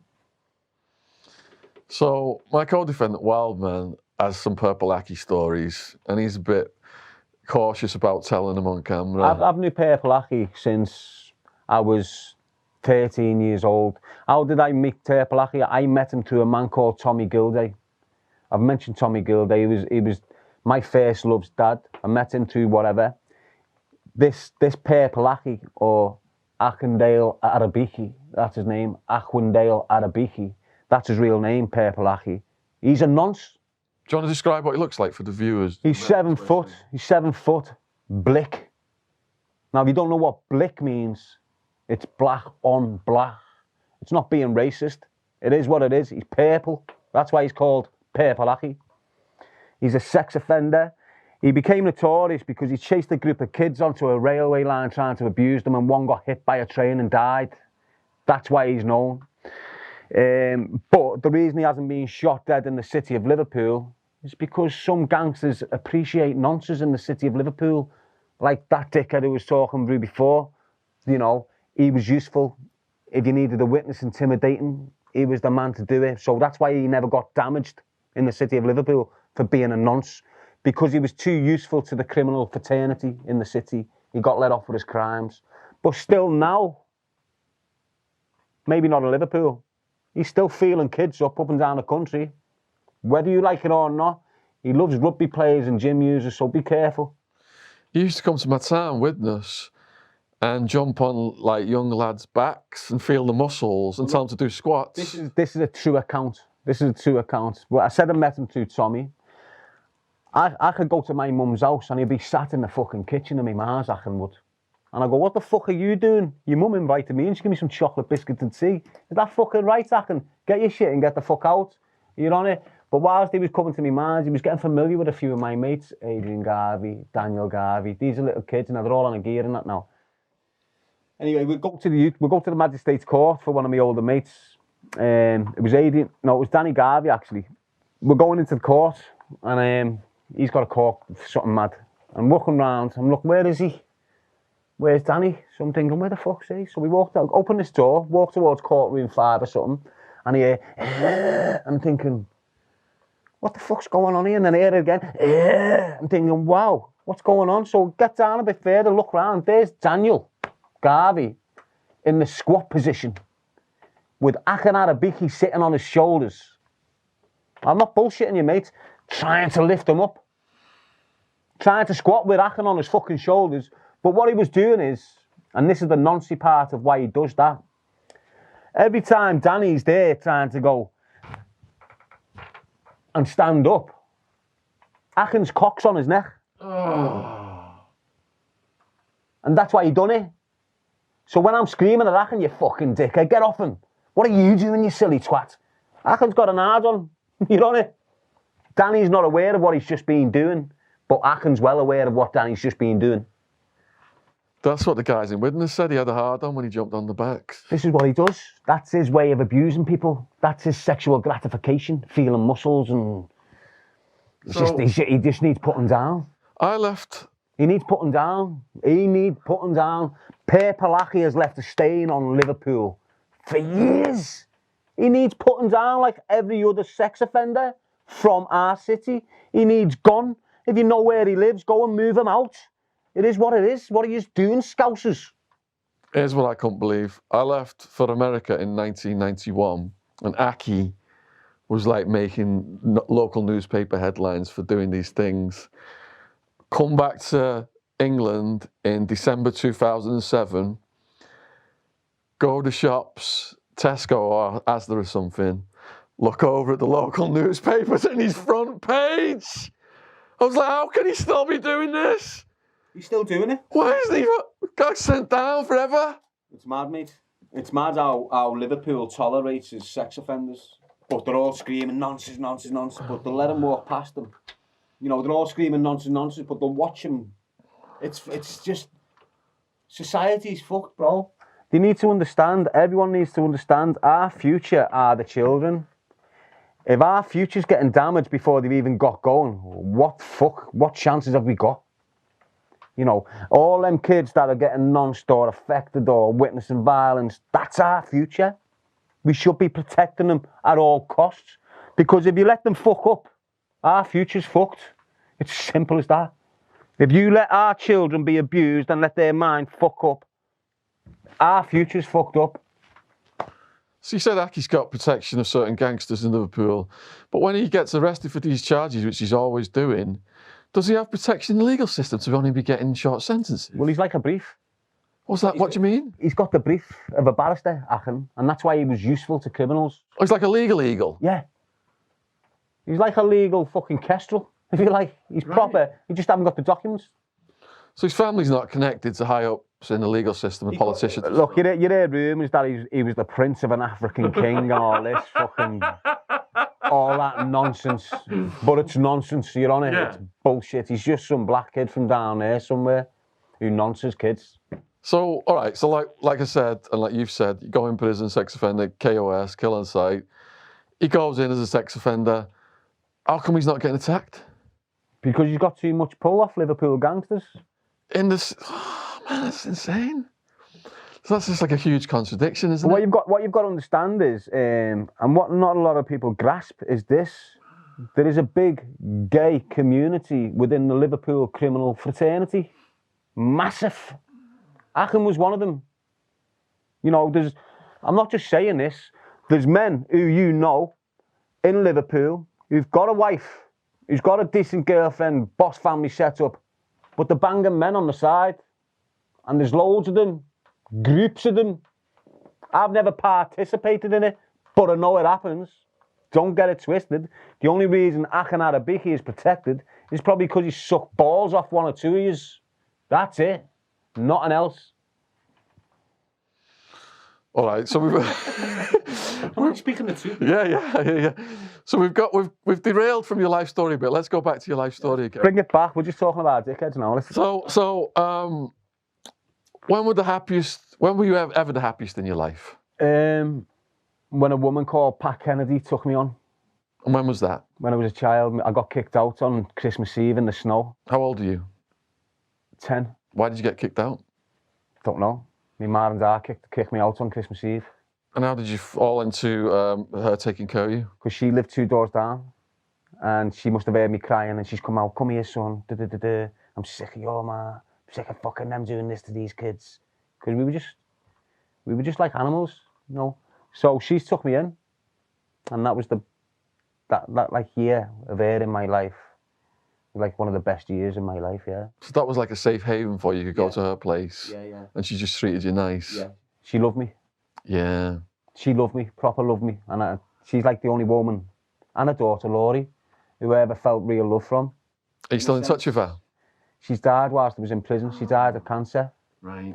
And I don't keep up with Laurie now because of the threat towards me. When people see me going to Laurie's house, they're targeting her. So yeah, I just cut everyone off who could be damaged for what I'm doing.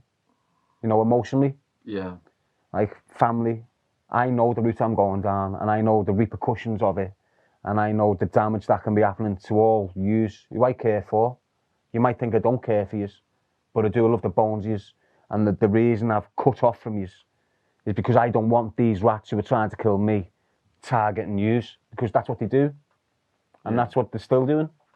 They can't get to me, so they target me nieces and me nephews, and I don't even associate with these nieces and nephews for that reason. If my nieces and nephews are seen associating with me, they get cut. They get stabbed? They get cut. I've had my youngest cut. My youngest, like, Billy's youngest son. He's not even over the fucking suicide of his dad, and you've got these rats cutting him over me. I'm not even trying to sell drugs. They're just scared I'm going to take their drug thing. It is what it is. I don't care what you do. You aren't going to antagonise me into that poisonous way of life ever again. I've changed my ways. The government never changed my ways. I changed them through trial and error, through experience, through the situations I've gone through. I'm not a stupid kid. I'm intelligent. I might be 40, but I'm still down there on your level if you're 27. I know exactly what's going on. You need to start relating to the message.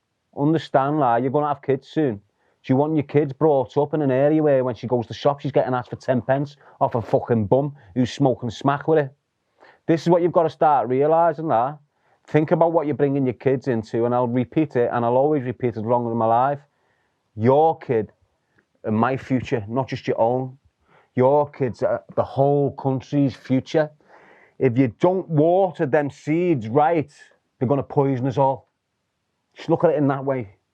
If you don't harness these children now, they're going to wreck our future then. It's as simple as that. And that's what you're seeing now. You're seeing kids wrecking the futures of families up and down the land. You're seeing kids stabbing men and tearing families apart. This is what's happening because we're not harnessing the seed when it's come. You're abusing children, knowing quite well they're going to abuse us later on in life. Use your heads. So we've been over some dark stories, especially about your family members. You must have had some good times with your brothers. I've had some good times, but they're not good times. Well, what was the best times you had with your brothers? But they're not the best. I don't know, I've had loads of situations. You know, mine and Danny's best situations where we've gone through a door and broke his legs. So that's me and Danny's fun. So what's fun to use? Fun, yeah. So me and Danny are plotting on taking a family out over 15 years ago. Me and Danny were thinking of killing a family 15 years ago. That's why Danny's in custody now. Because they've got him on a microphone saying he only needs one suit and we're going to go in and wipe the whole family out. So he's IPP. He's IPP, Danny. Yeah. So does he have a hearing then, a chance at getting out? He's not getting nothing now because of me. What do you mean by that? You see how this works. When I was in jail, I just want to get on with my jail. But Danny and Stephen, that were being naughty outside, so it affected my risk on the inside. Oh, I see. Yeah. They associate that. Yeah. Puts your risk up. Yeah. So Danny progressing well. He's getting through the system well. He's finally turned the corner. He's progressing. He's got all the haters jumping on him. He's converted to Islam. Now, Danny hasn't converted to Islam like the sex offenders do. Danny hasn't converted to Islam to seek protection of the Muslims. Danny has turned to Islam because it brings peace into his life in that solitary confinement conditions he's in. It's the only thing that calms him down. It's the only thing that gives him focus and narrative in his life. So when people are criticising individuals for converting or reverting, you've got to understand there's different reasons why people convert or revert. It doesn't matter what faith you're going to follow. People like me, I embrace Christianity for the peace it brings into my life. Although it's only small, it gives me them moments of peace. Danny converted to Islam after being a staunch Catholic all his life. He's turned to Islam, not through conditioning of extreme Muslims, not through nothing, by choice. Why has he chose to do that? It's because it brings him peace. And you know what? I'm made up. He's converted to Islam. Because you see the people of Islam and the love they give to their brothers, that's what Danny's receiving now. And that's why I appreciate and respect the Muslim fraternity within our country, because the amount of love they've showed me. I get love of different nationalities. I get more love off people don't know me than Scousers. I don't feel a love from Liverpool the way I do when I'm out of Liverpool. So it is what it is.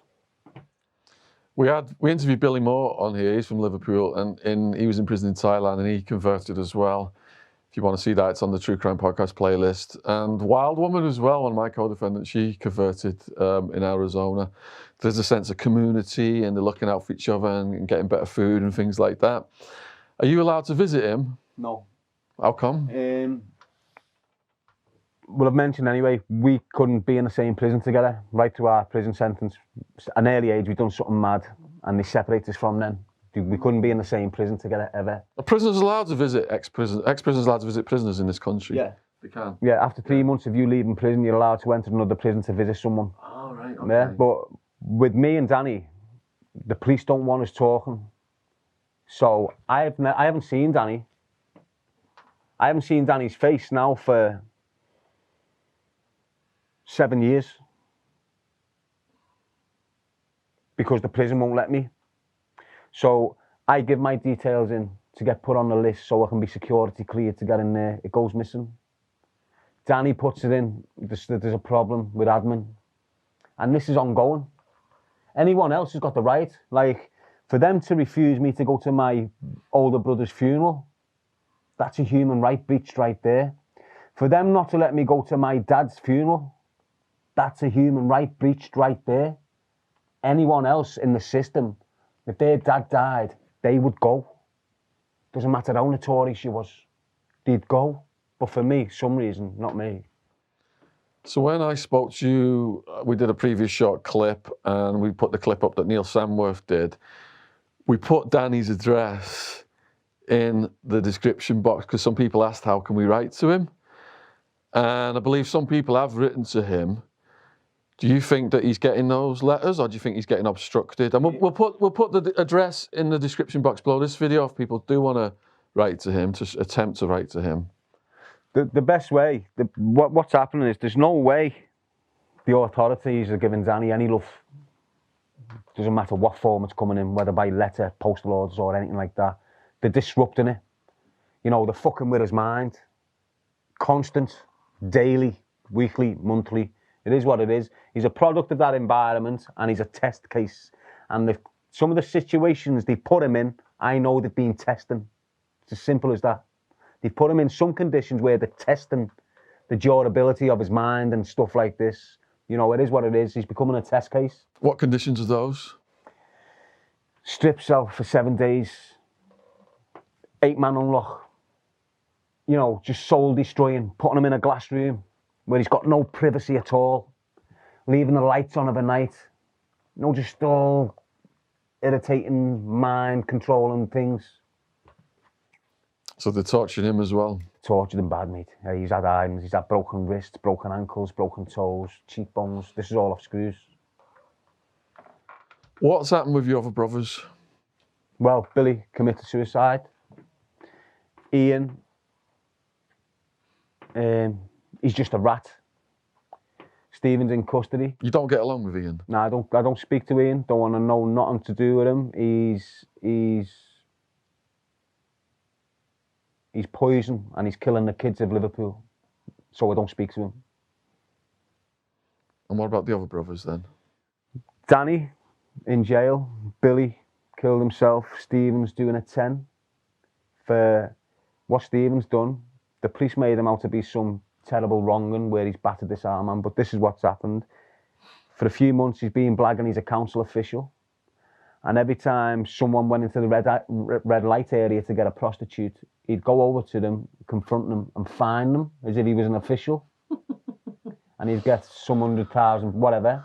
On this one occasion he's done it to this fella, and the fella's panicked. Don't tell me wife, I've got the money in the house, come back to the house. So when he's gone back to the house, he's given him a drink, and then he started moaning about not paying the money.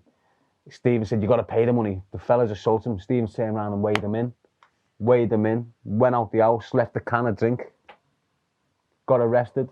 The police made out that it was a fragile old man, and he weren't a fragile old man. He was a big, hefty man. He was getting prostitutes. You know, it is what it is. But the family's destroyed off drugs. Is Danny still in the same prison we put the address up for last year? Has he moved? No, he's still in Strangeways. Strangeways, Manchester. So I asked you earlier about any good times with your brothers, and we went down this path into the darkness again. Even as kids, like, there must have been some happy, positive occasions. You know what, mate? As I said before, there is. But they're all in bad environments. So me and Danny are having a buzz in jail. Not on the street outside my mum's house.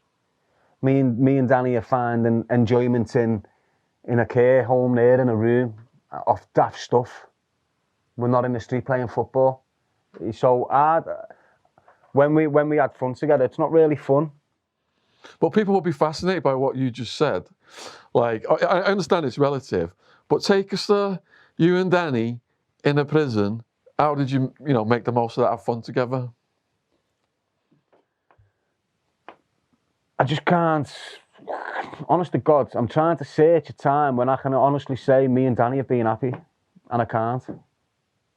I just cannot find it. There might have been a time when we'd got a jacket.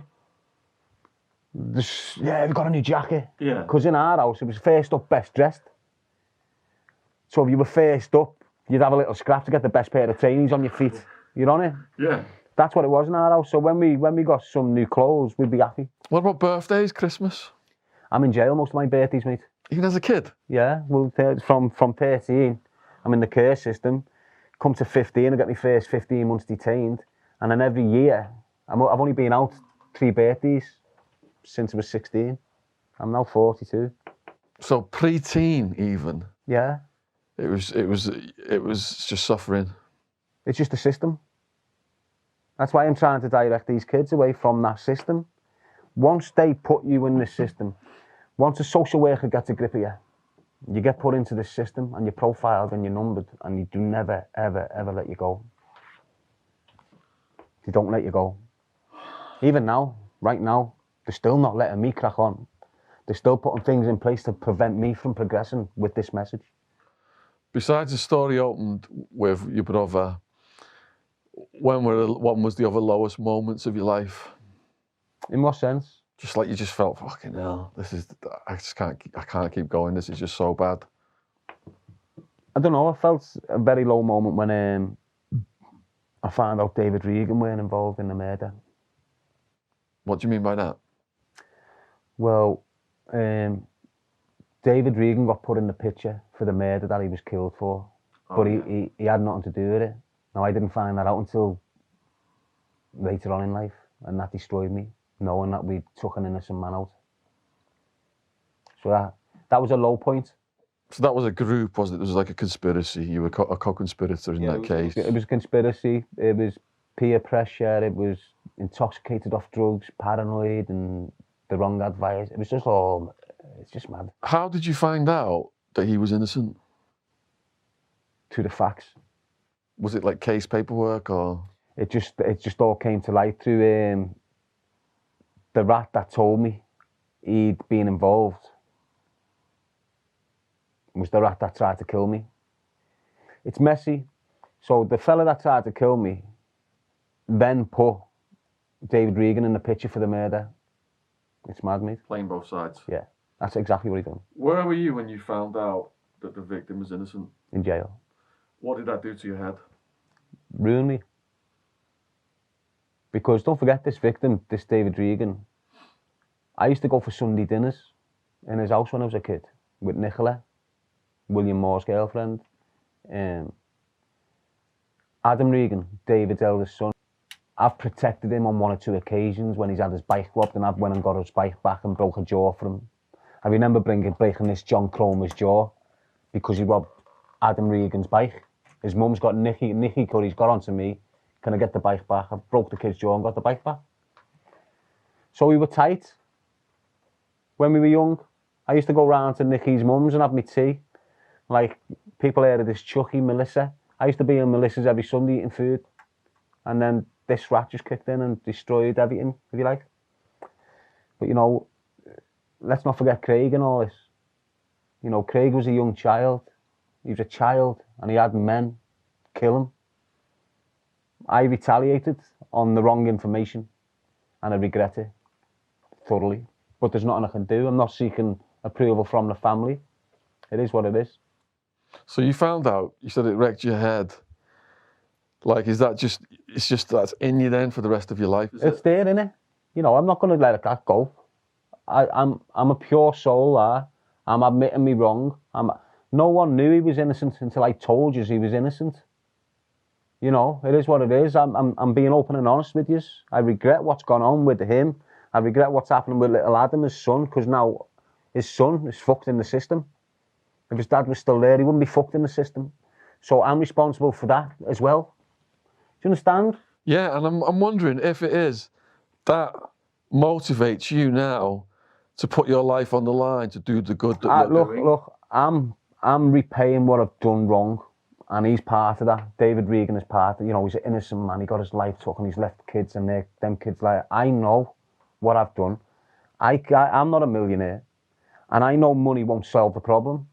But what I've got this energy, and I've got this message, and I am rehabilitated. Not the way the state have done it, the way I've done it myself. You know, I've conquered these fears. I've got through this mess. I've admitted me wrongs. For the past 4 years, I've done nothing but get targeted, try and get provoked to go back into the game, commit crimes. I've committed no crimes. I've been homeless 3 times. I've had to move 16 different times. I'm currently in supported accommodation right now because I was homeless 2 weeks before Christmas.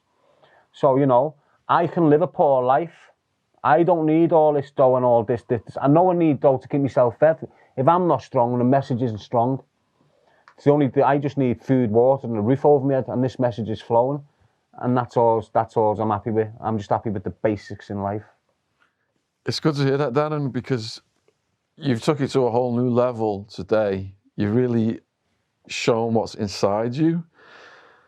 You know, I was a person who was importing drugs and you know, causing that harm. My mum had a nervous breakdown. My sister had to have counselling.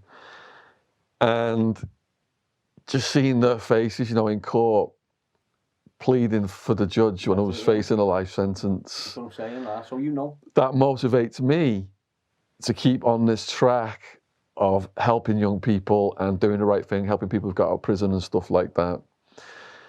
And showing that remorse and letting people know that that factor has wounded your heart, that an innocent person, yeah. If I'm an evil and cold piece of shit, I wouldn't sit there and drop a tear for this man.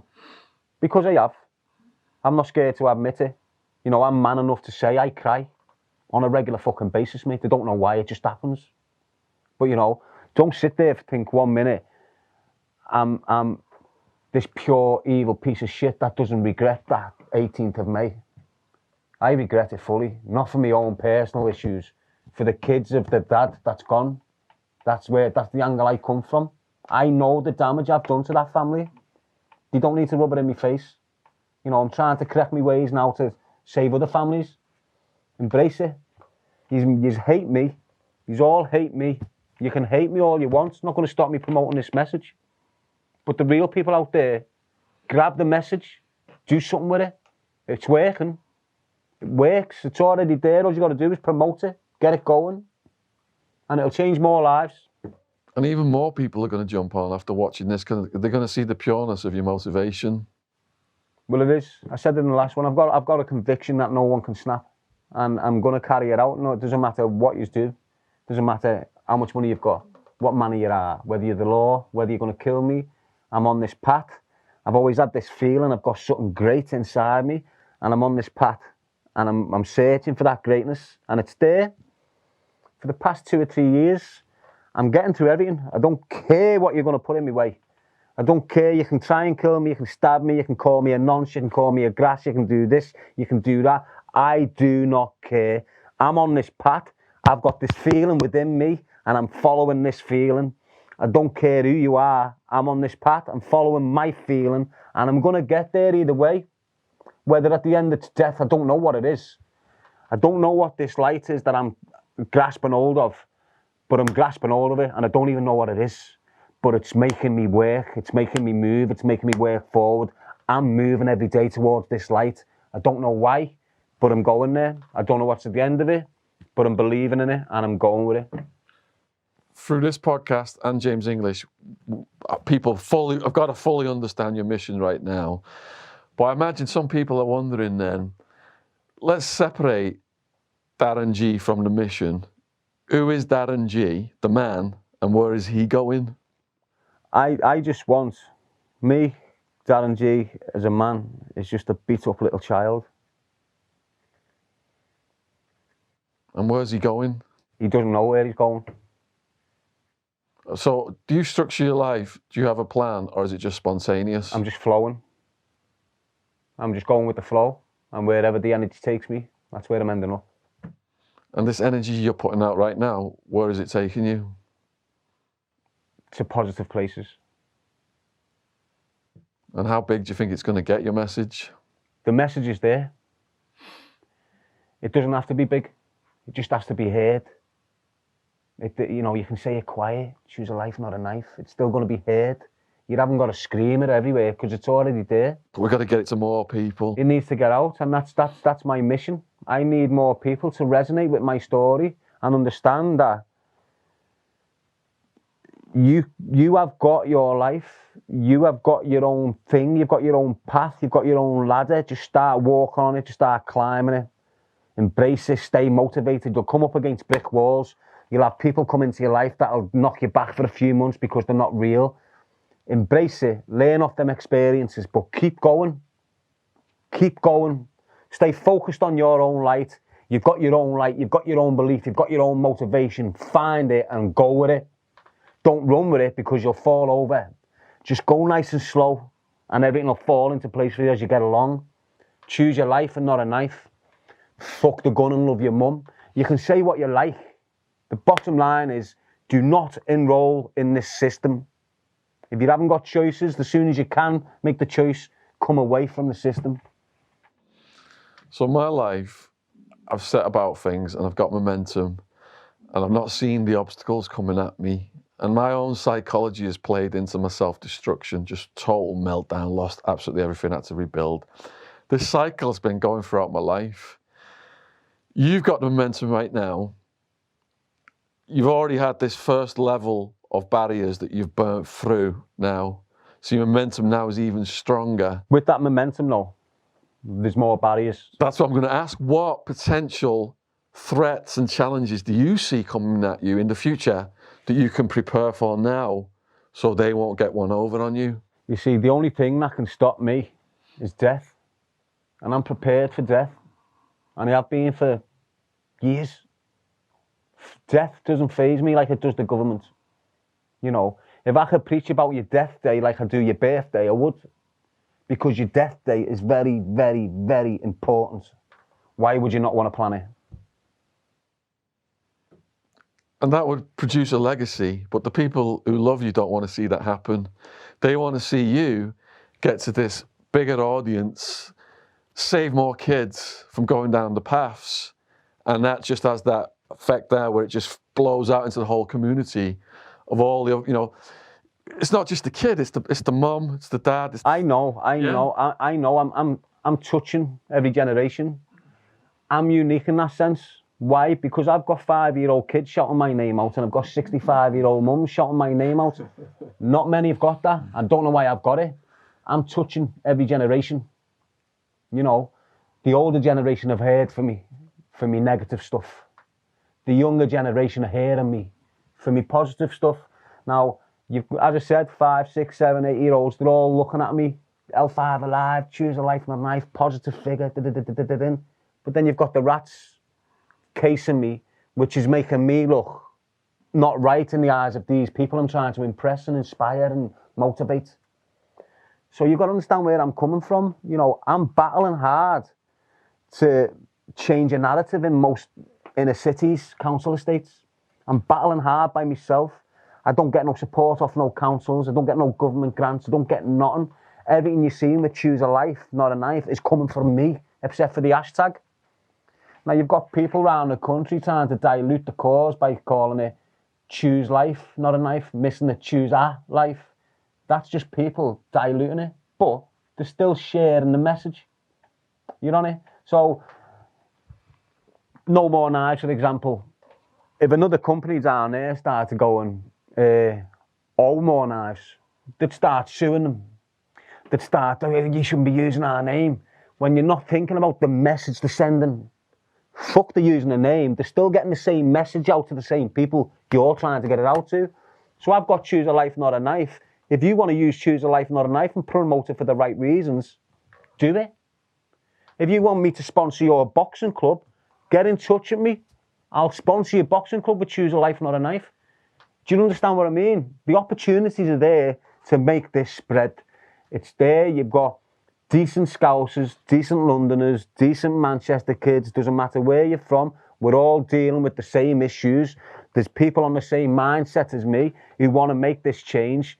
The only way it's going to succeed is if we all come together and embrace the message for what it is. It works.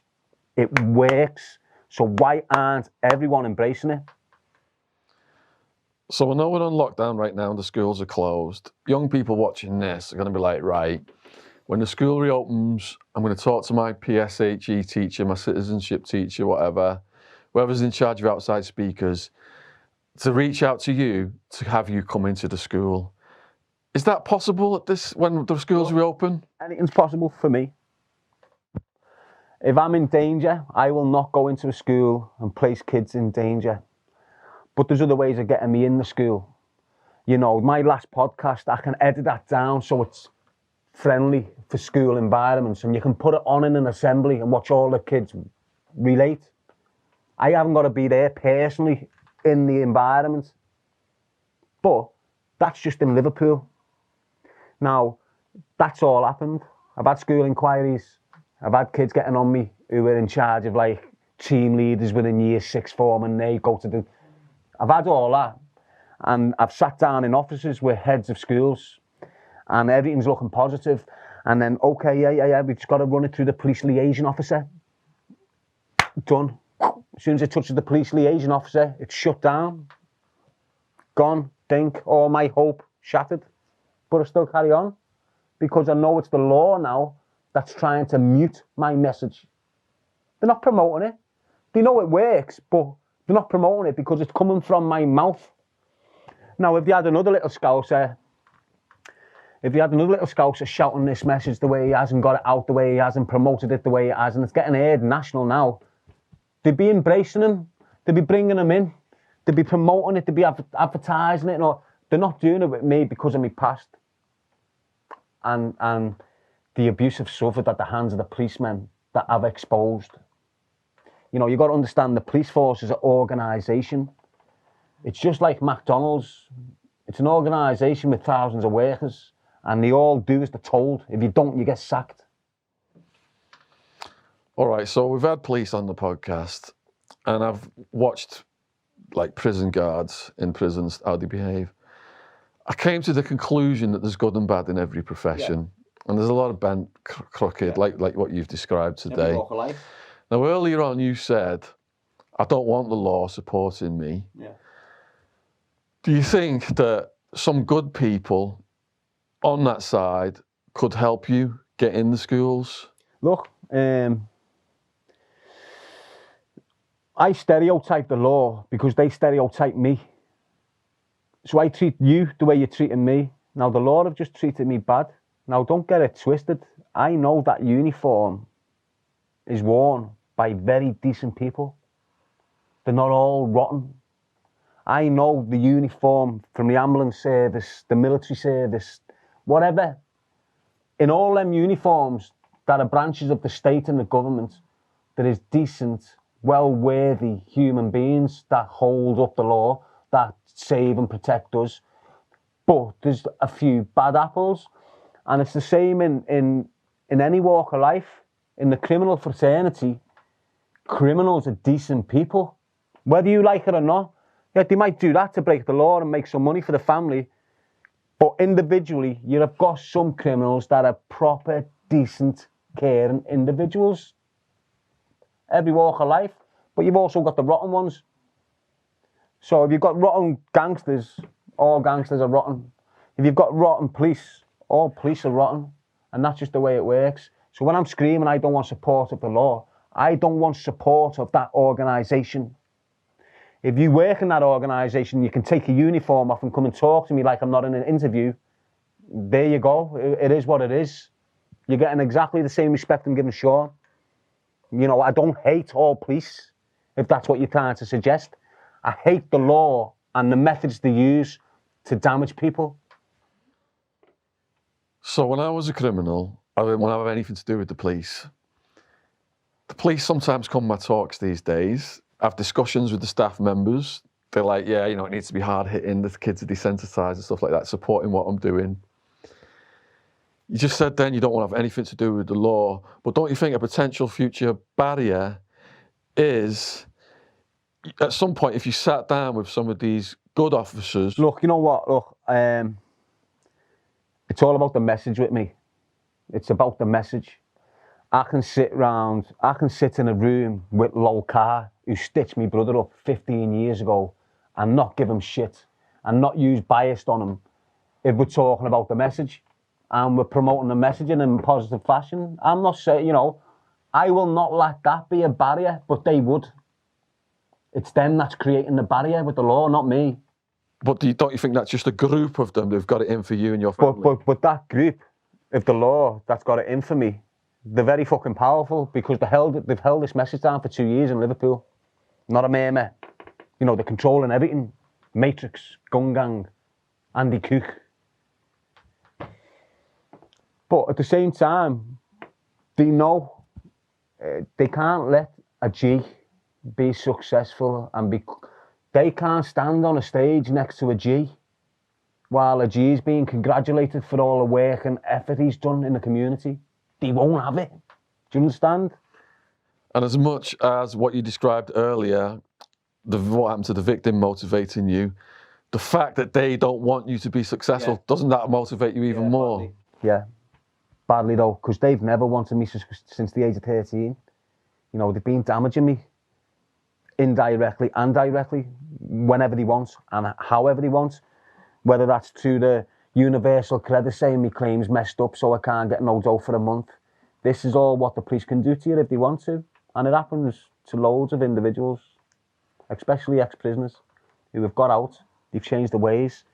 They're trying to set up shop by creating a little business or somewhere, but the council are just not playing ball. Now, it's not the council not playing ball. It's the police telling the council he can't play ball. Do you understand what I mean? Yeah, they're putting this pressure on you. They want, how can I put this without sounding, they want a Christian Jihadi John. They want a Christian suicide bomber. They want a Christian to run around the streets of London and just start stabbing people. They want that. They want you to fail. Yeah. Because they got it in for you and your family. Yeah. And then they can say, look, he was on YouTube saying he was this good, virtuous man, but really he was full of shit. He's back in prison where he deserves to be, but they've actually created that situation. Yeah, and they would have completed it if I wouldn't have cried out. Not everyone's got this chance of me where I can screech out and cry for help on social media. There's loads of people in my position that get targeted by the authorities and all its branches. I don't just mean the police. You know, the council start targeting you, the social services start targeting you. It's not just a one-dimensional situation now. When the police go to your house and raid your house for drugs, the next thing they do is refer social services to your family. Straight away. You know, you're not dealing with just police now. You're dealing with a big, strong force that all work behind your back. They all talk behind your back. They're writing reports behind your back. Everything, it's just all messy now. But they're getting away with it. Yeah, and it's through this analysis that people watching this are understanding how they can help you, because you're clearing up exactly what your situation is. And I've had messages coming for people. We've got to help Darren G. Come on, how can we help Darren G? Now, I get this off the last podcast. I've got loads of people that are coming in with help of materialistic things. I'm not a materialistic person. I need money to eat and live and whatever, but I'm not a materialist. I sit here without watches on, not because I can't buy one. I can't buy one, but I sold my last one so I could eat food. Do you understand what I mean? You should have at least have a page up that people can donate to so you can feed yourself and pay your rent. People are asking me for money all the time. We want to send you money, we want to send you money. There's a PayPal account there. You can put money in if you want. That'll be in the description box below this video. But what I have got, I've set a GoFund page up. And this GoFundMe page, it's not for me. It's not for me. I'm requesting to make £55,555 just because of the number 5. That 55 grand will be going to 5 community centres that I know can't keep the doors open year in, year out because they've got no funding. They can't pay electric, they can't pay gas. And I know to experience, because I've seen kids who are looking forward going to these dance clubs. They're going there and coming back because it's closed because they can't open and it's too cold. So with that 55 grand, it will come in. I'm not going to touch it till it comes in. It won't be for no self-assumption at all. Nothing will be coming to me. Food, anything, nothing will be coming to me. It'll be coming in this palm, straight to that community centre. There's 4 years rent, electric, gas remained open, bit of equipment. Same with you. Same with you. Same with you. Same with you. So now I've got 5 establishments that I know are open, that I'm going to try and sponsor, that I'm going to try and supply the kit, the stuff they need. But also, when I'm telling all yous, choose a life, not a knife, you've got choices. You've got other things to do. You don't have to stand over there with them and smoke weed. It's pointless me saying all that if you've got no centres open. So if I'm saying to you, you don't have to stand there and all that with them. Where are they going to go? Because there's no community centres open. So the first thing is you need places, an alternative route. And it's the community centres within the country that's going to create them alternative routes. For some reason, the government decided to shut hundreds and hundreds of them up and down the land when they're the most essential thing for the youth. But they're locking them down and letting the kids run wild, and then asking why they're running wild is because you're shutting every avenue down on them. That was the credit crunch. They handed all that money over to the bankers and shut the community centres down for the kids. Wasn't it 2/3 of the community centres got shut down? But what that done, all them kids that had a network of love and care, doesn't matter if you only got it for 2 hours a night, at least they had somewhere to go in that day to get out that house, out of that abusive environment, to go and chill out with people of their own kind and relaxing in an atmosphere. They just whipped it all away from them. And then the riots happened, and they wondered why there was the riots. Well, there you go. And still, right now, after the riots, they're still not opening clubs. They're still closing clubs. That's insane. So how do you expect a society to get better if you haven't got a government supplying for the needs? So you want to set up 5... If you're a family, you're the head of a family. If you don't supply food and money and this and that, your family will fall to pieces, right? If you're the head of a community and you're not supplying the things the community needs, it's going to fall to pieces. It's simple maths. You haven't got to be a rocket scientist to work out what's going wrong in every community up and down the land. It's drugs and nothing to do. And when you've got nothing to do, you find something to do, and mainly it's turning to fucking drugs. So, sort your heads out, get these centres open back up. So they were closed and you're going to reopen them. Is that the plan? No, The 5 centres. yeah, what I'm saying is these centres can open for 2 nights a week because that's all they can afford. So they were previous centres that the government closed. Is that what they were? Yeah, and then what you've got is mums and dads and aunties from a couple of streets around the area potting in, getting a deposit and opening that church to supply somewhere for the kids to dance, but they can't afford to keep it open. They're getting no government grants because they're not registered as this charity. Like, I'm not registered as a charity. Those charities are a scam anyway. A lot of it doesn't even go to the... It's just, look, the scams. You put £1 into a charity, 20 pence is getting to where it needs to go, 80 pence is going into the pockets of the rich. So you don't need to register your charity to be charitable. Trust me. So once this money starts coming in, you're going to open certain nights a week. I'm not gonna open nothing. All I'm gonna do for them people that are struggling to open is go to them, people who are struggling. You're open for 4 years every night without a concern. You know, there's 4 years of solid foundation for your centre to build on. So you're waiting till them... And if I can refer kids to your club. You know what I mean? Totally. So you're waiting for all the money to come in first. I can't do to do that. Yeah, I can't and then say, look, now you're open for X number of time with this amount of money. Right. And then I can start plotting. I can start like youth centres. You know, that club there is dedicated to boxing and CrossFit and they've got domestic violence and initiatives going on in there. Then that club's concentrated for the 50-year-olds who like to have a dance and just chill out and have a little bingo calling. Then that club's over there dedicated to domestic violence and justice. And so it just needs to be done right. Needs to be done right. If you've got 1,000 kids on the streets who like to rap and like to get in the studio, why isn't there a big centre there with 3 studios in it? Where they're all just there and you know they're there, you know they're safe, you know. And have you picked the first 5? I've picked 2. 2? Yeah. Are you able to say, or do you want to... There's only one I want to mention. It's on the end of my mum's estate in Everton. I used to go there when I was a child. It was a Sunday school. And we used to go there like a Sunday school when we were proper 6s or something like that. Since I got out of prison, I've always looked at it. When I was in prison, I've wanted to buy this building. I don't know why. It's just a little old church. It's like it's not brick. Do you understand what I mean? It's like a little church that could be... Well, anyway, I've got back how I'm looking at it. It's in ruins, and you've got this little dance group in there. There's only 6 or 7 girls in there with one mum opening up. It's damp, the floor's fucked. There's no advertisement, there's no lighting, it's not secure. And I'm just thinking to myself, why aren't, you know, you've closed that over there, but you're not funding this neither. So the first thing I'm going to do with that club, because it's at the end of my Mars estate, and I know how vital it is for my Mars estate, you know, the kids on there. I just want to get it up and running so it's sustainable for 4 years.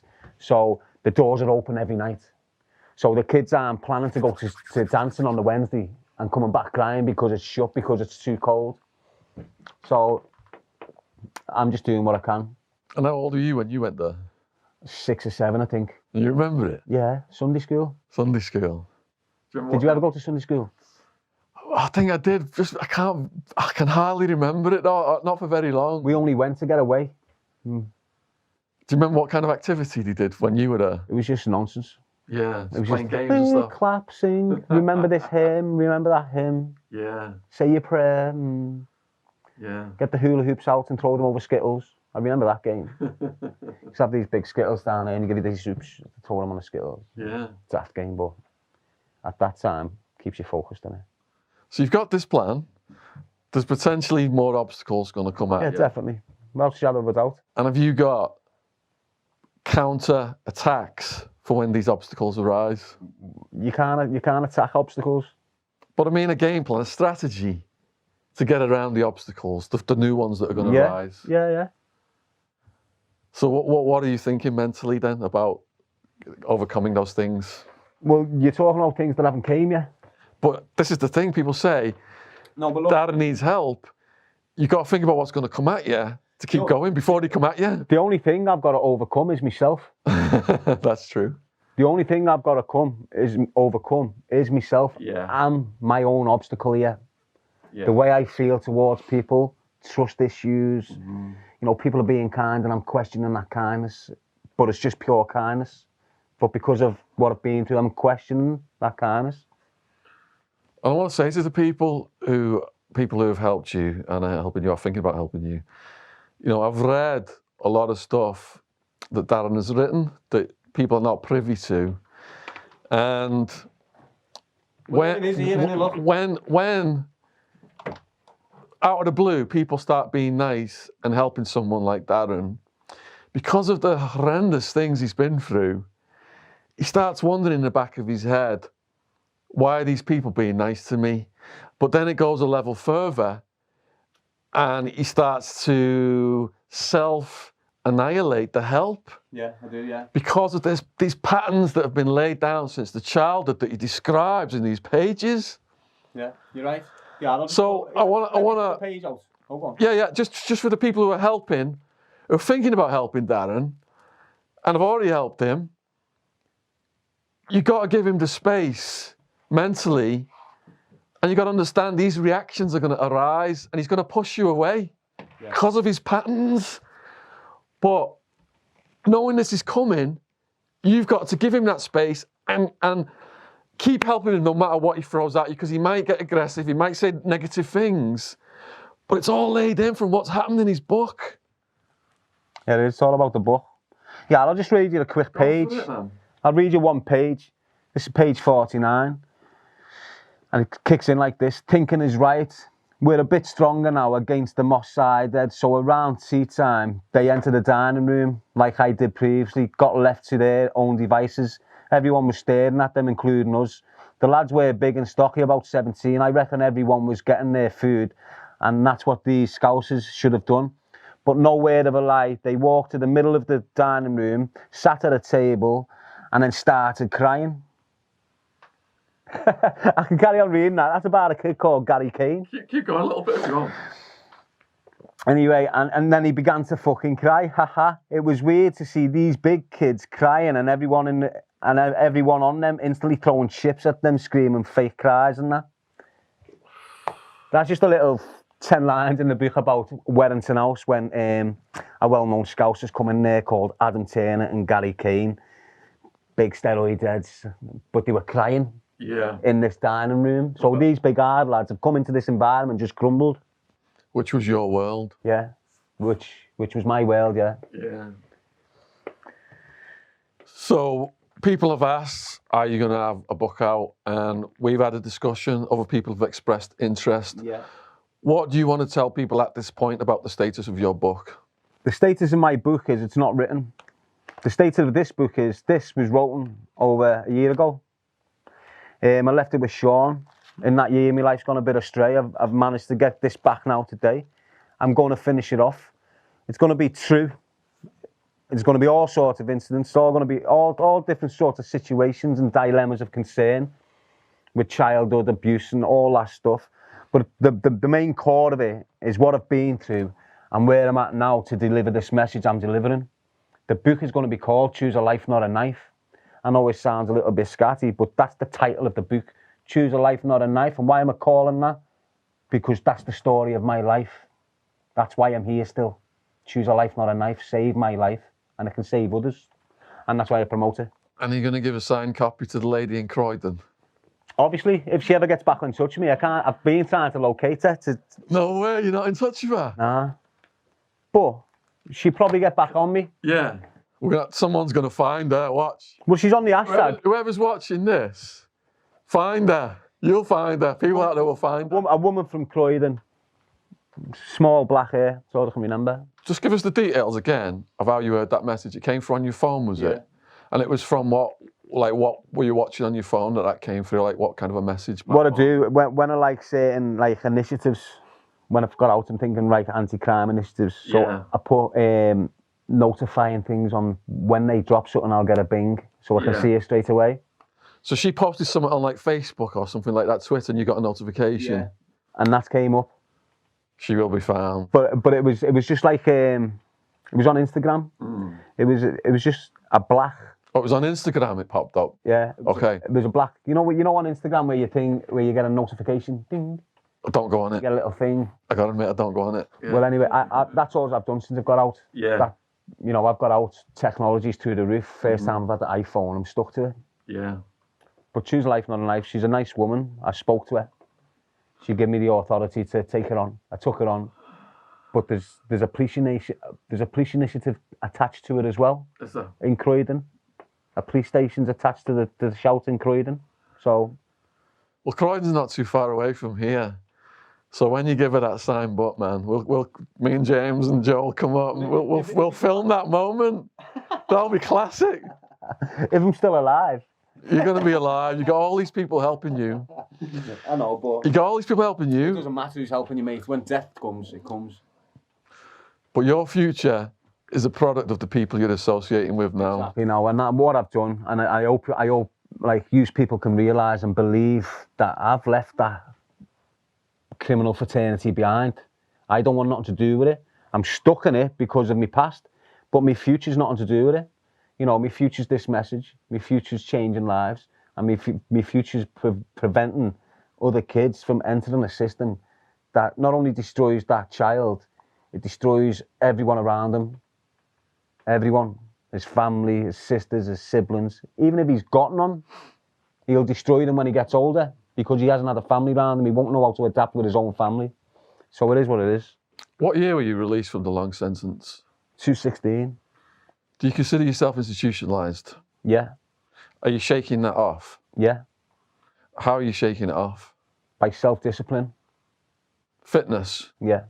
Like today you said you were up at 5, you were walking in the hills. Yeah, that's what I'm like. I'm an adventurer. I like to be out and about. So when I'm locked in, I start getting depressed and start, you know, because I don't know what, in jail, I adapted to it. I could deal with it, dealt with all my emotions. Out here, it's a different sort of I was in there, I'm getting targeted by screws and battens. Out here, I'm getting targeted by drug dealers and guns. So I'm still in the same sort of environment. I'm not free. I'm not free. So I don't feel free. You said you didn't get like in fights with prisoners, but did the screws actually physically assault you? Yeah. Over what kind of shit did they make up? Stuff. Could you give us an example story? Okay, here's an example. In prison, every Sunday, you get a cooked breakfast. I'm in Walton. The screws don't like us anyway, whatever reasons. I'm in Walton. We get opened up on the Sunday for my breakfast. They open me up last on purpose. It's all on purpose. I'm the last one out. It's controlled unlock. Everyone else is being locked. They've got the scran, got the breakfast locked up. They've let me out last. So when I'm going to survey, there's 8 screws at the survey because no more screws are unlocking now. All the ones that were unlocking, I've locked everyone up and now they're by the survey. So when I'm coming for the survey, there's 8 screws there. Right, they know I'm a vegetarian. They know I don't eat meat in the prison system. You shouldn't, right? I've gone there. I'm looking, want my breakfast like every other man. You're entitled to your breakfast of a morning. I've gone there. There's no vegetarian meals left. But a screw's eating a sausage. All right, so you're eating my sausage. Is that what you're trying to tell me? I know it's only a sausage, right? But it's the principle of the fact I'm entitled to this type of breakfast. I want this type of breakfast. I don't eat that meat. I eat this. I want this. I want that. You don't mess with a man's food. Exactly. Yeah. Not a young man's food who's angry. So anyway, I've turned around and said, I want me fucking food. So trying to palm me off now and not give me a breakfast. So the little bit of, they give me a tray with a bit of beans on, a carton of milk and a fucking 1 Weetabix. And I'm looking at him thinking, you know what? The screw that was eating the sausage, I just went bang, bounced it off his head. Got off, went to my cell, chilling with my pad mate. Don't know why I had a pad mate. Little Cummo, he's dead now. Got shot in Crocky. He was my pad mate. Fucking, I'm sat behind the door on a chair. They've said I've barricaded. So we've seen the screw come round, look in when they've done the count and got off. But he's fucked off and said I've barricaded when he hadn't. I'm just sat on a chair, normal prison cell chair. So I'm hearing all this commotion outside the cell, get up and have a look, and there they all are, shields. Shields on, mask, helmets and all this. So the first thing I done is get a shower, just go, you know, right by the door. So when the door goes in, they're all on their ass, yeah? So that's what's happened. They've all come in, bang, gone on their ass, twisted me up, manhandled me, battered me, proper giving me. They got the straps on. I'm getting carried down a block. Got 10 of them carrying me, body shot on me, choking me, twisting me ears, all mad stuff. With a governor following them. So I'm getting dragged down. As I'm getting dragged down this cell, I've recognised one of the screws, S.O. Haig from Speak. He's been a rat with us for time and we knew his address. So I've turned around and said to him, you fucking little rat, Haig, this is all your fault. I know your address, you better protect your address. I've gone the block, I'm in a strip cell. 2 days later, transferred Strangeways. A day later, police are in there, threats to kill on S.O. Haig. Got 18 months for it. Jeez. So the original charges I was in for on this John Jarvis, whatever, I was acquitted on. But then I was kept in custody on the threat to kill against the Screws and given 18 months for it. So because of that, the Screws must have treated you very cautiously. And like I said earlier, there's good and bad in every profession. Were there times when Screws did something nice for you? Yeah. There was, I can remember this one woman. I can't remember her name, but I believe I paid her back well. So I've landed in a jail in Yorkshire, Lindholm. I'm in there. All the Screws are horrible. You know, it's a stronghold for the POA, Prisoners Officers Association. So throughout the country, you've got strongholds of the POA, and them prisons are like torture camps. They're locked down. You can't do nothing. So I've landed in this one, and there's this little woman Screw from Yorkshire lass, little fat woman, not like little chubby woman, glasses on, very polite. And for some reason, she's doing everything she can for me. So she's getting this done for me, she's getting that done for me. She's just doing everything she possibly can above board that she can do for me. She's getting me out the cells, getting me cleaning, extra exercise, extra gym. No, just all this boss things. She's a boss woman. I love her. All of a sudden, she moves onto a wing. She wants me to come over onto her wing and live on her wing as a head cleaner. So I've said, yeah, sound. The whole jail's locked down. There's only the cleaners out. So I'm changing my cell. During that time, they've got the basics, you know, the naughty boys out to get the showers and stuff like this. So I'm on the floors doing my cell, and then I heard the woman scream on the ground floor, and I think, wow, what the fuck's going on down here? So I go down the stairs, and as I get to the bottom of the flight of stairs, you've got this woman and 2 other officers, and then you've got this big cunt with a weapon. I didn't know he had another weapon down here. But it's fact. You know, I was congratulated by the ombudsman for saving this woman and stuff. I've got the letter, yeah. So as I'm coming down the stairs, he's a big nonce, this kid who got out at the moment. He's already just went on to someone else on basic. It was in the shower with him at the same time, and he's just weighed him in with a kosh. So he's done this kid in the shower, come out the shower, and now he's snarling at this woman. I've heard the snarling, I've come down the stairs, and he's just there for me. He's just there for me to take out. So I've just took him out, bang, latched onto him, choked him, put him a kip on the deck, and then backed off. You're on it? But the woman was so appreciative because he was a sex offender, he was about to attack her. He had a weapon there and one in his hand when I've grabbed him. So when I've grabbed him around the neck, he's had one concealed as well. So he was looking on doing damage. But that's just another... But they never gave you a medal for it. They never gave me nothing for it, mate. All they done was give me this letter saying, thank you very much for your actions on House Block 2. I've still got it. Brilliant. Was she moved, the woman, after that incident? Yeah. Of course she was. I just say it, you know. Yeah. Prison's a mad place for your nanny. And basically, she was a nan. You're on it. Did you save anyone else? I've saved some kid who's dying on spice. Can you give us that story? This is in Inley. This is on the last 12 months of my sentence, mate, and it ruined me. I don't know what the kid's name. I forgot his name. But I complained about it, put me in the cell and shit me out. Put me down the block and shit me out on the back of it. But this kid, the spice epidemic, I was in Hinley. They used to have these kids that were just, they've got nothing. And what they do, they come out the cell and seek spice for nothing. And they consume whatever they were given there and then for nothing. So you'd have little rats from Halewood or something, getting these victims and giving them just too much. And the minute they have a couple of pulls of it, they're going into shock and shaking.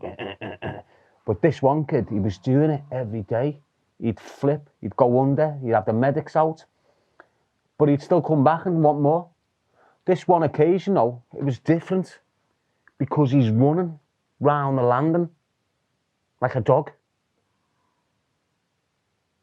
Do you understand that? see human bodies like that. But I don't know how he done it. He was bent at the knees like that, running. Do you understand what I mean? Yeah, yeah. So his feet, he's on the floor like that. But button walls. Fucking hell. He's button walls. I'm not messing. Jesus. Anyone who was in Inley with me in 2017 and that will tell you straight.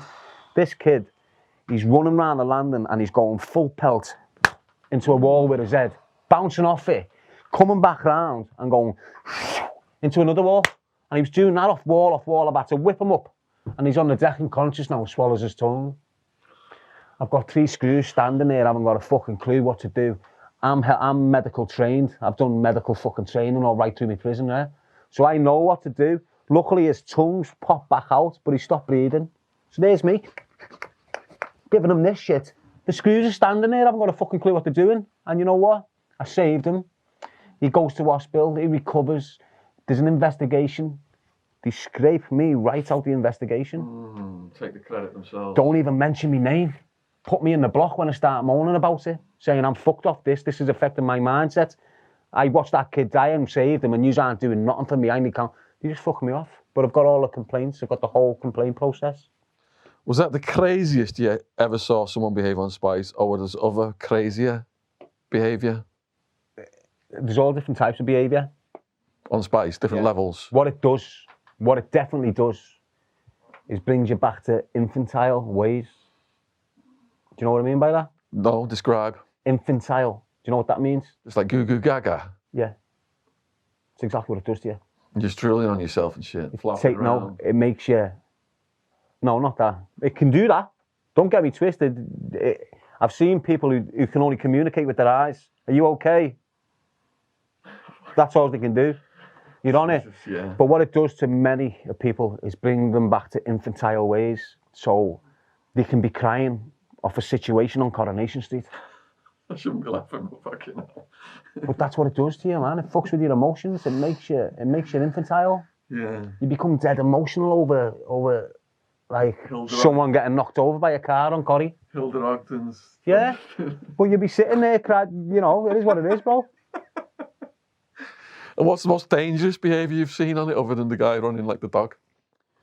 I've seen all sorts of shit, like people climbing on roofs and climbing on nets and jumping off things. Seen them jump? Yeah, just jumping off the top of fences. I've seen people die from jumping, landing on the nets. No.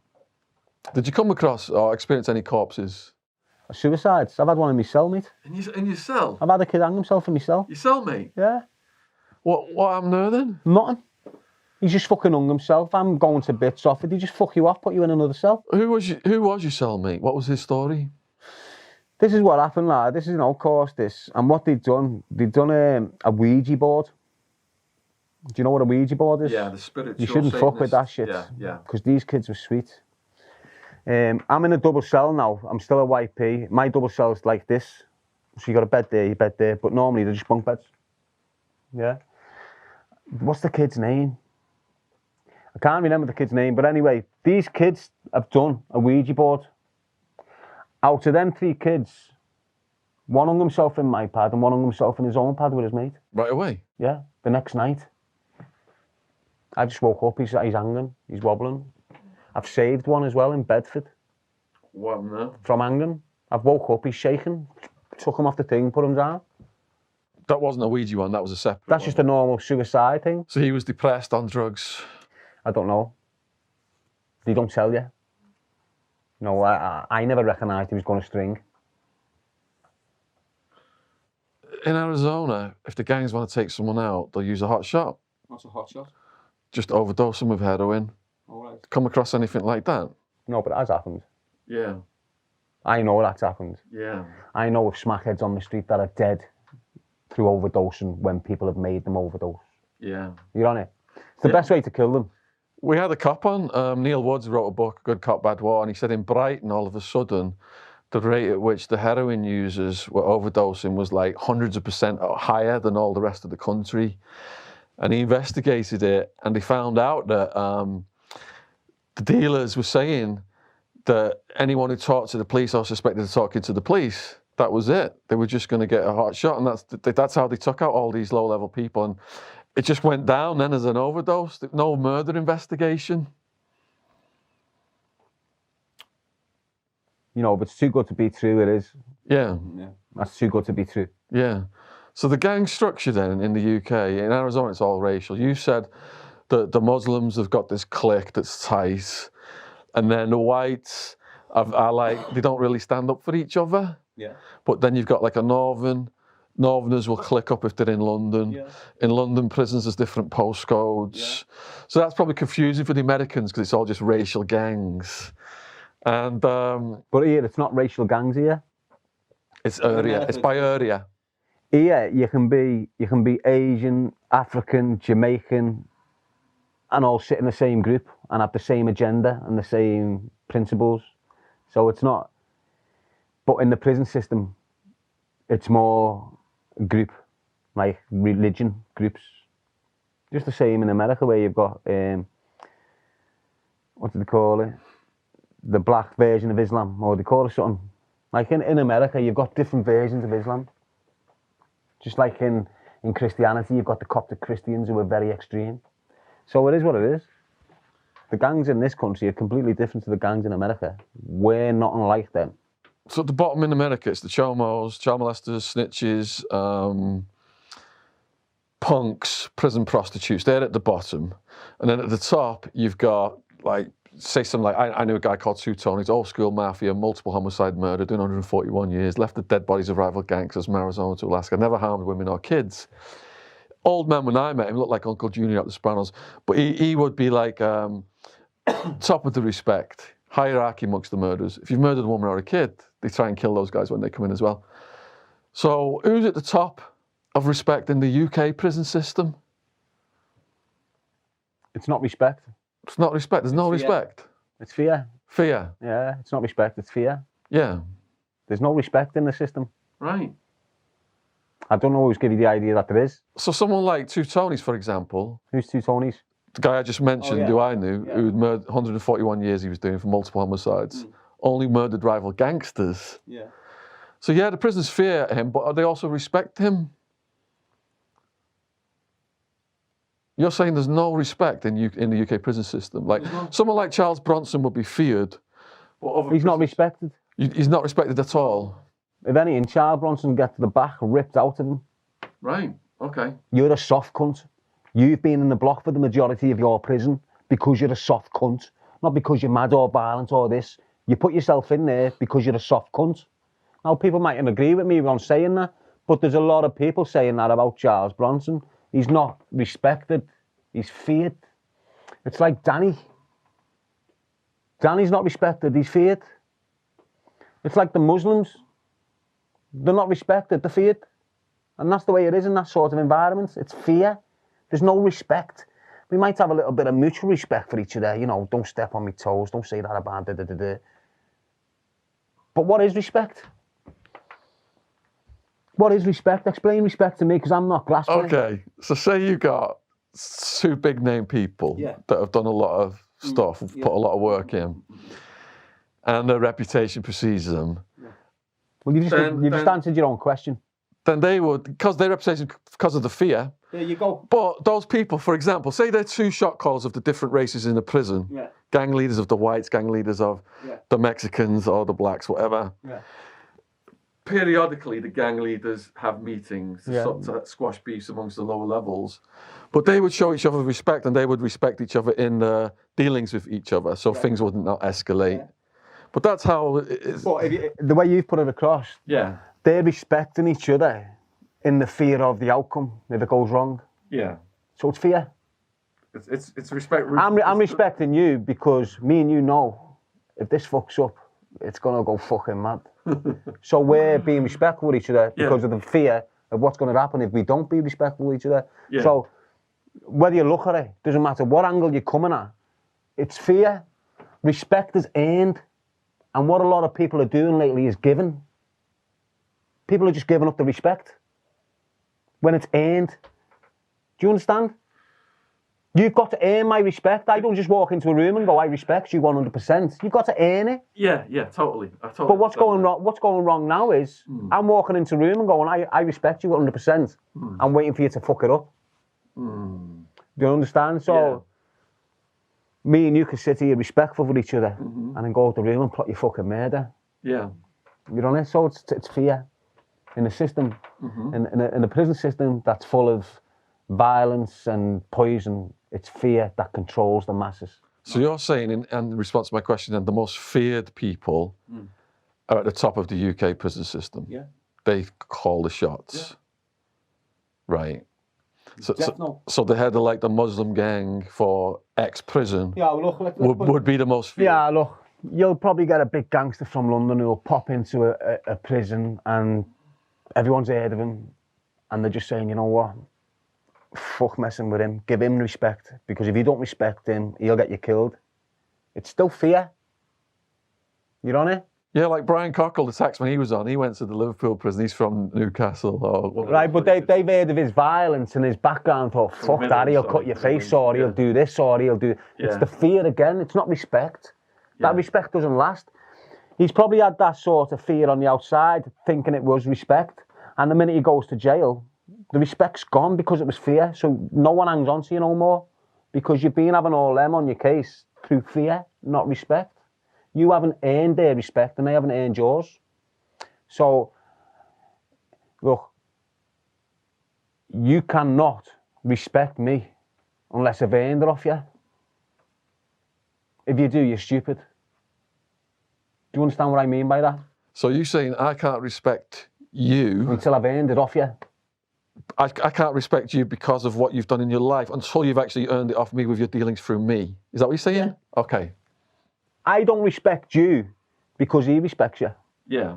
Do you understand? It's got to be built up mutually. Exactly. Okay. And respect is not just given to you. You've got to earn it. If you want me to respect you, you've got to be wary of my respect. I'm not just going to fucking respect you. You could be some rat. So I'm not just going to respect you. Yeah. If you want my respect, kid, earn it. Don't start demanding it because you'll never get it. Yeah. That's different to fear. I want your respect. If I don't get it, I'm going to cut your fucking face. Yeah. Okay, I respect you. It's different. And because everything you've been through, like we said earlier, the people who are helping you now, there's that counter side of you that pushes them away because you're not used to being helped, because of the patterns that have been laid down. What happens with me, mates, I've had that many people come into my life, suck me dry and leave. I've had that many people come into my life and make false promises and give me that hope what makes me happy and then rip it from underneath me straight away. Yeah. So when all of a sudden I've got people who have never spoken to in my life ringing me and sending me thousands of pounds worth of clothes, and I'm thinking, what's their agenda here? Yeah. You know, what are they after? What are they trying to do? Are they trying to set me up? Are they... When really, it's just a pure act of kindness. Yeah. But I'm not bracing it because of my mental, the way of being brought up. I've got these many barriers in front of me that protect me as an individual. Yeah. And one way people manipulate you and try and coerce you into their way of thinking is through money.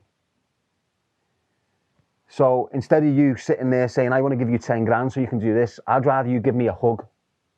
Do you understand? Yeah. So when I'm getting all this help, it's materialistic bullshit. It's helping me, putting food in my mouth, but it's not giving me the emotional support I need. But you have to let the barriers down to let the love in. Right, but I'll only let the love in when I know it's genuine. And at the moment, I don't feel no love from anyone. No one at all in the whole world. No one. Even the kind people who've reached out to you after James English and... That's not love. How can you call that love? I know, you're saying it's a material act. Right. But it might be rooted in love and we want to just help this person for no benefit for ourselves. Let me just tell you this. Sympathy does not come into love. Pity does not come into love. Wanting to feel sorry for someone and give them something material is not love. And that's where people are going wrong. It's not necessarily feeling sorry. You might think they're feeling sorry, but they're not. They might be just thinking, fucking hell, this guy's got a story. He's been through everything. He's not had a chance. Right, and we want to give him a leg up. Right, we want to see him do well. What food do you love? Indian food. Do you love Indian food? Chana masala, tikka dal. So what's in that food that you love? Just the spices and this flavour. And what is the meat in there? No, it's veg. So it's just all veg? Yeah. So you love carrots? Beans, peas, all that stuff. So you love carrots, beans, and Yeah. You don't. You don't. Okay, I like the combination of them in that meal. You're saying you love it, but you don't. You like it. To what degree do I like it? Right. I expressed it as love. I know. But what I'm saying is, you get people saying, "I love chicken," but you're eating it. How the fuck can you eat something you eat? How can you love something you're eating? We're getting into philosophical argument now. But you understand what I mean? Yeah. How can you say you love chicken when you're chopping its head off? So it's not love.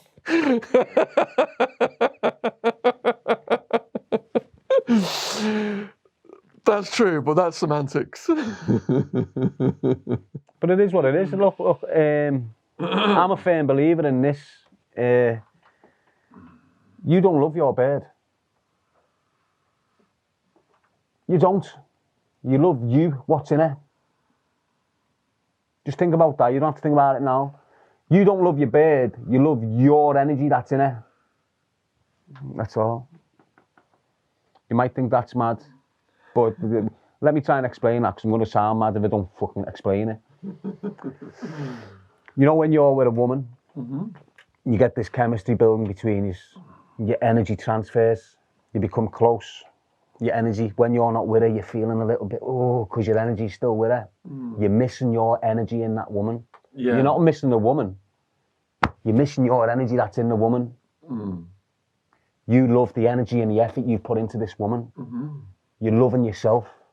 That's why I say to people, if you don't love yourself, you can't love anyone else. It's as simple as that. If you don't love yourself, you can't love no one else. So you're saying you don't feel love for anyone, but you do love yourself? I love myself, yeah. Yeah, which is good, because you've got to have that to love other people. Exactly. That's strength. Exactly. Yeah. Right, but I haven't had no one in my life. Like, you go home, you get in bed with your bird. Your chemistry's there. You wake up in the morning with your bird. Your chemistry's there. I've got none of that. I've got no one to love. There's no one around me enough for me to love. Do you understand that? Yeah. So the people who are reaching out to you then, they could potentially earn your respect, and those barriers could come down. That's where you're at. Well, you know what? Most of the people that are contacting me, straight away, I've earned something. I haven't gained it, but I've earned something from them. You know, they're listening. They can relate. So I've got something from it. I'm not gaining from it. But the word respect is what a lot of people misuse. You know, you can't when I asked you to explain respect to me, you couldn't even explain it off the tongue. You know, people don't really know what respect is. People think respect is given. It's not, it's earned. And the more people grasp the fact that you earn respect, the more people will get on with each other. So it's unheard of to be moved 80 times. Yeah. Which was your favourite and your least favourite place you ended up in? My favourite was Lancashire Grange. Why? Because it's just not prison. And then... So what category was that, and why did you say it wasn't prison? What was the conditions like? Well, you've got a phone in your cell. A phone in your cell? Now listen. You know when you've been to Walton most of your life, or you've been to these public-run prisons, and then all of a sudden the private sector kicks in. And it's like a business, the private sector. So what the private sector do in their establishments, they think we give them everything they want. We have no violence, we have no trouble. In the public sector thinks we don't give them fuck all because they're here for punishment, so they get violence and they get trouble. The private sector will get fined for every assault, every escape. Every suicide in a private sector prison, you get fined £1 million for one suicide. Wow. Fact. So private sector, no. An easy life is a better life. So they give you everything. So when you arrive in Lancashire Grange, you're not getting a prison blanket, you're getting a prison duvet with a quilt cover. But to you, that's fucking over this world, is right? I've got a fucking quilt instead of some orange blanket. So you're being serious? I'm serious, lad. So it doesn't end there. Doesn't it? Come on, what's the rest? This is time ago. This 2-7 might have changed now. But anyway, you've landed in there. You're getting a quilt. You're just thinking, wow, what the fuck's this? You're getting all these mad plates and bowls and tracksuits and trainees, and you're just thinking, hang on, what the fuck's going on here? Next minute, you can have all sorts sent in. You land in your cell and you're thinking, whoa, you've got a 32-inch screen with Sky on it. And I'm not just talking Sky 1 or this. I'm talking fight nights every Friday. All the top MMA fights. I'm not lying. I believe you. Yeah. Every month in that jail, you got the UFC on there. So do people behave? Loads of it. Would you? What would you do if you'd gone from Walton Prison to that? It's the carrot and the stick. You just go, yeah, shut up and shut the door. I'm happy here. But then I got transferred out of there because of one of the Moors. What do you mean by that? One of the Moors was due to land in there and was refusing to land in there because I was there. So they shipped me out and accepted him. Right. I ended up in Parkhurst. Yeah. Worst place. That was the worst one. And what was so bad about it? Depression. Everyone in there was dead on their feet. Everyone, even the screws. The whole atmosphere. Just messy. Just horrible. Horrible. I went from there to Swaleside. Swaleside was good. That's a violent prison. So that depressing one then, how do you, with that energy all around you, how do you lock that out? Because a lot of people just turn to drugs just to try and not think about it. What you do, you start to gain a solitary mindset. It's not being selfish, it's just watching out for yourself. You know, like in prison, you meet every sort of individual, every sort of manipulator, every sort of whatever.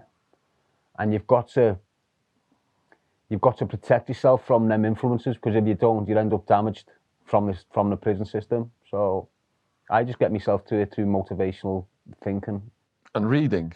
I've read a lot. That's all I've ever done, read and writ poems.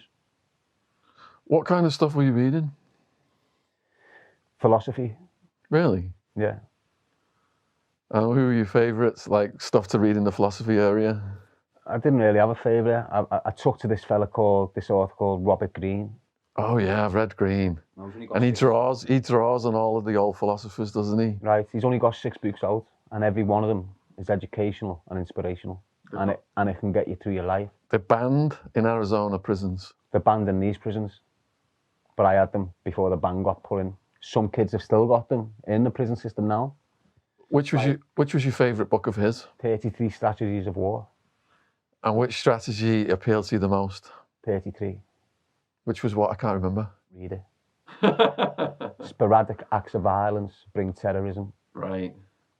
Because my favourite was, I like Mastery, and I like the 48 Laws, probably. 48 Rules of Power. Yeah.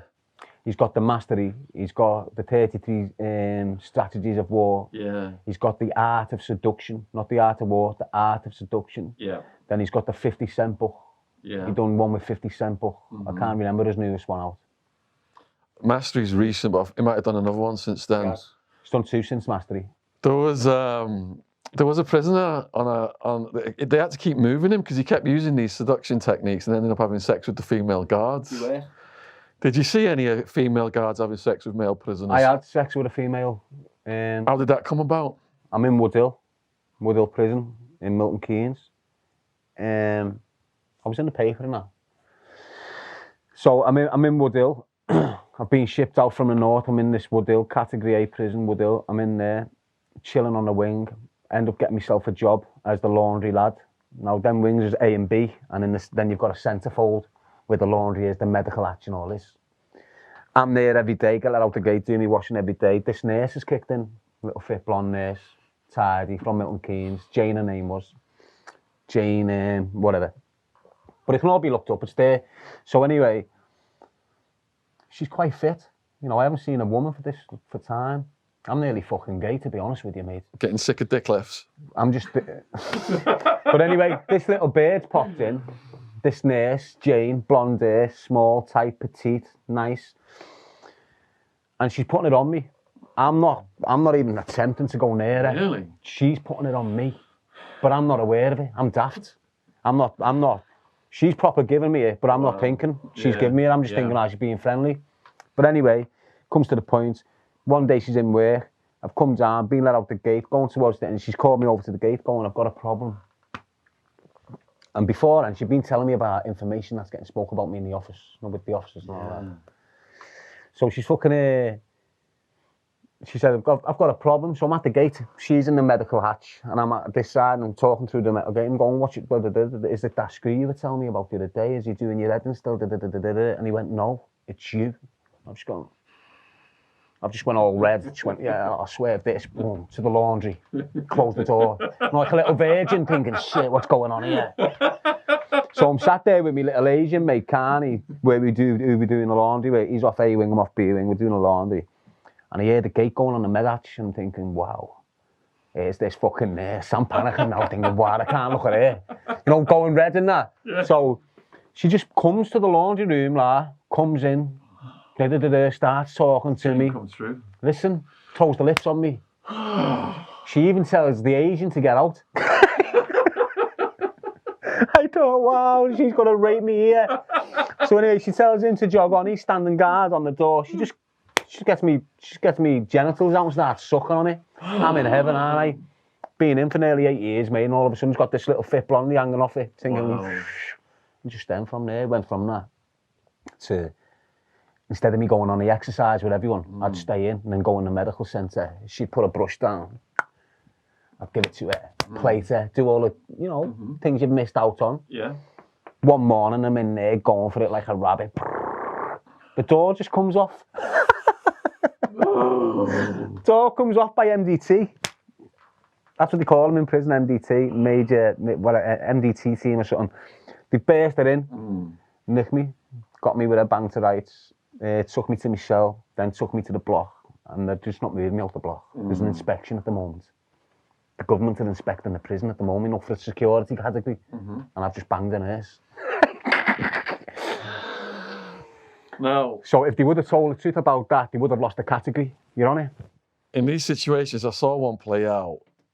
Once other prisoners find out, they start dropping a dime. They're thinking, if I can get rid of him, maybe I've got a chance. Has something like that happened? That's what happened. That's exactly what happened. Prisoners blew me up. Yeah. Because I never told no one. Obviously, you don't tell no one that shit because it's the best thing in the world in jail. Yes. You know it? Pussy in jail. Can't go wrong. Exactly. Yeah. You know, half the fucking prison's masturbating while you're in there banging one. You know it? So, but they hated on it. Yeah. Eventually, it must have leaked back and they've just burst in. Got me, took me there. That's when they shipped me to Bullingdon. Then from Bullingdon to Parkhurst again. Yeah. So madness, lad. Can't believe you got rid of 8. But she was visiting me. Oh, was she visiting you? It continued? Yeah. Like, she never lost a job until, because she was only a nurse. Yeah. She weren't a prison guard. Yeah. So it was a different disciplinary proceedings for her. She just couldn't work in the prison, and then the authorities had to deal with her pin with the NHS. Yeah. So 2 years later, she's lost the pin and she can't work with the NHS no more. Now, in some visitation rooms, and I know a guy who fathered a bunch of kids through prison visitation. Is that feasible in the UK? You can't do anything? No. Okay. That's a downer. You might be able to slip a finger in or something. Yeah. You get family days in the private prisons where you can sleep with your bed, but it's not romantic. Right, okay. Oh, wow, I didn't know that either. So 80 times, yeah. So are there any stories you feel then that you've not said today that you'd like to say? I've got loads of stories that I don't want to say. Okay. I'll keep them for another time. What would you like to say to the people watching this in conclusion? People, in particular are going to want to help you and stuff, and how they can go about that and contact you? Social media. All the links are going to be in the description box below this video. So you prefer Instagram, is it? I'm on Instagram, YouTube, Twitter, Facebook. I'm on them all. There's one thing I will like to say. You hear me hating on the law. It's because I hate on the law. I hate on that organisation, on the way they treat people. I don't hate on individuals within the law. I've met some proper, decent people who work with a uniform on. It's not the people in the uniform. It's the uniform they're representing that I hate on. So if you think I'm being biased towards you because you've got a police uniform on, I'm not. It's not like that. I hate the organisation, not the people that do the work.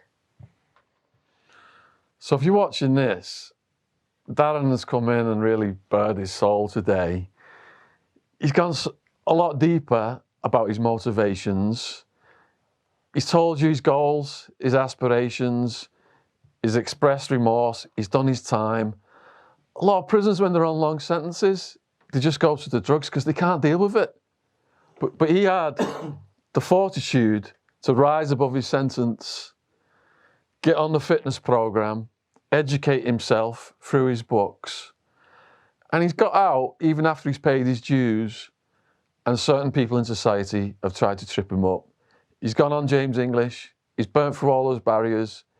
He does really appreciate all the help that's coming in, even though there's blowback, because he's conditioned, because of all the bullshit he went through that he wrote in this book, to suspect something's wrong when he receives help.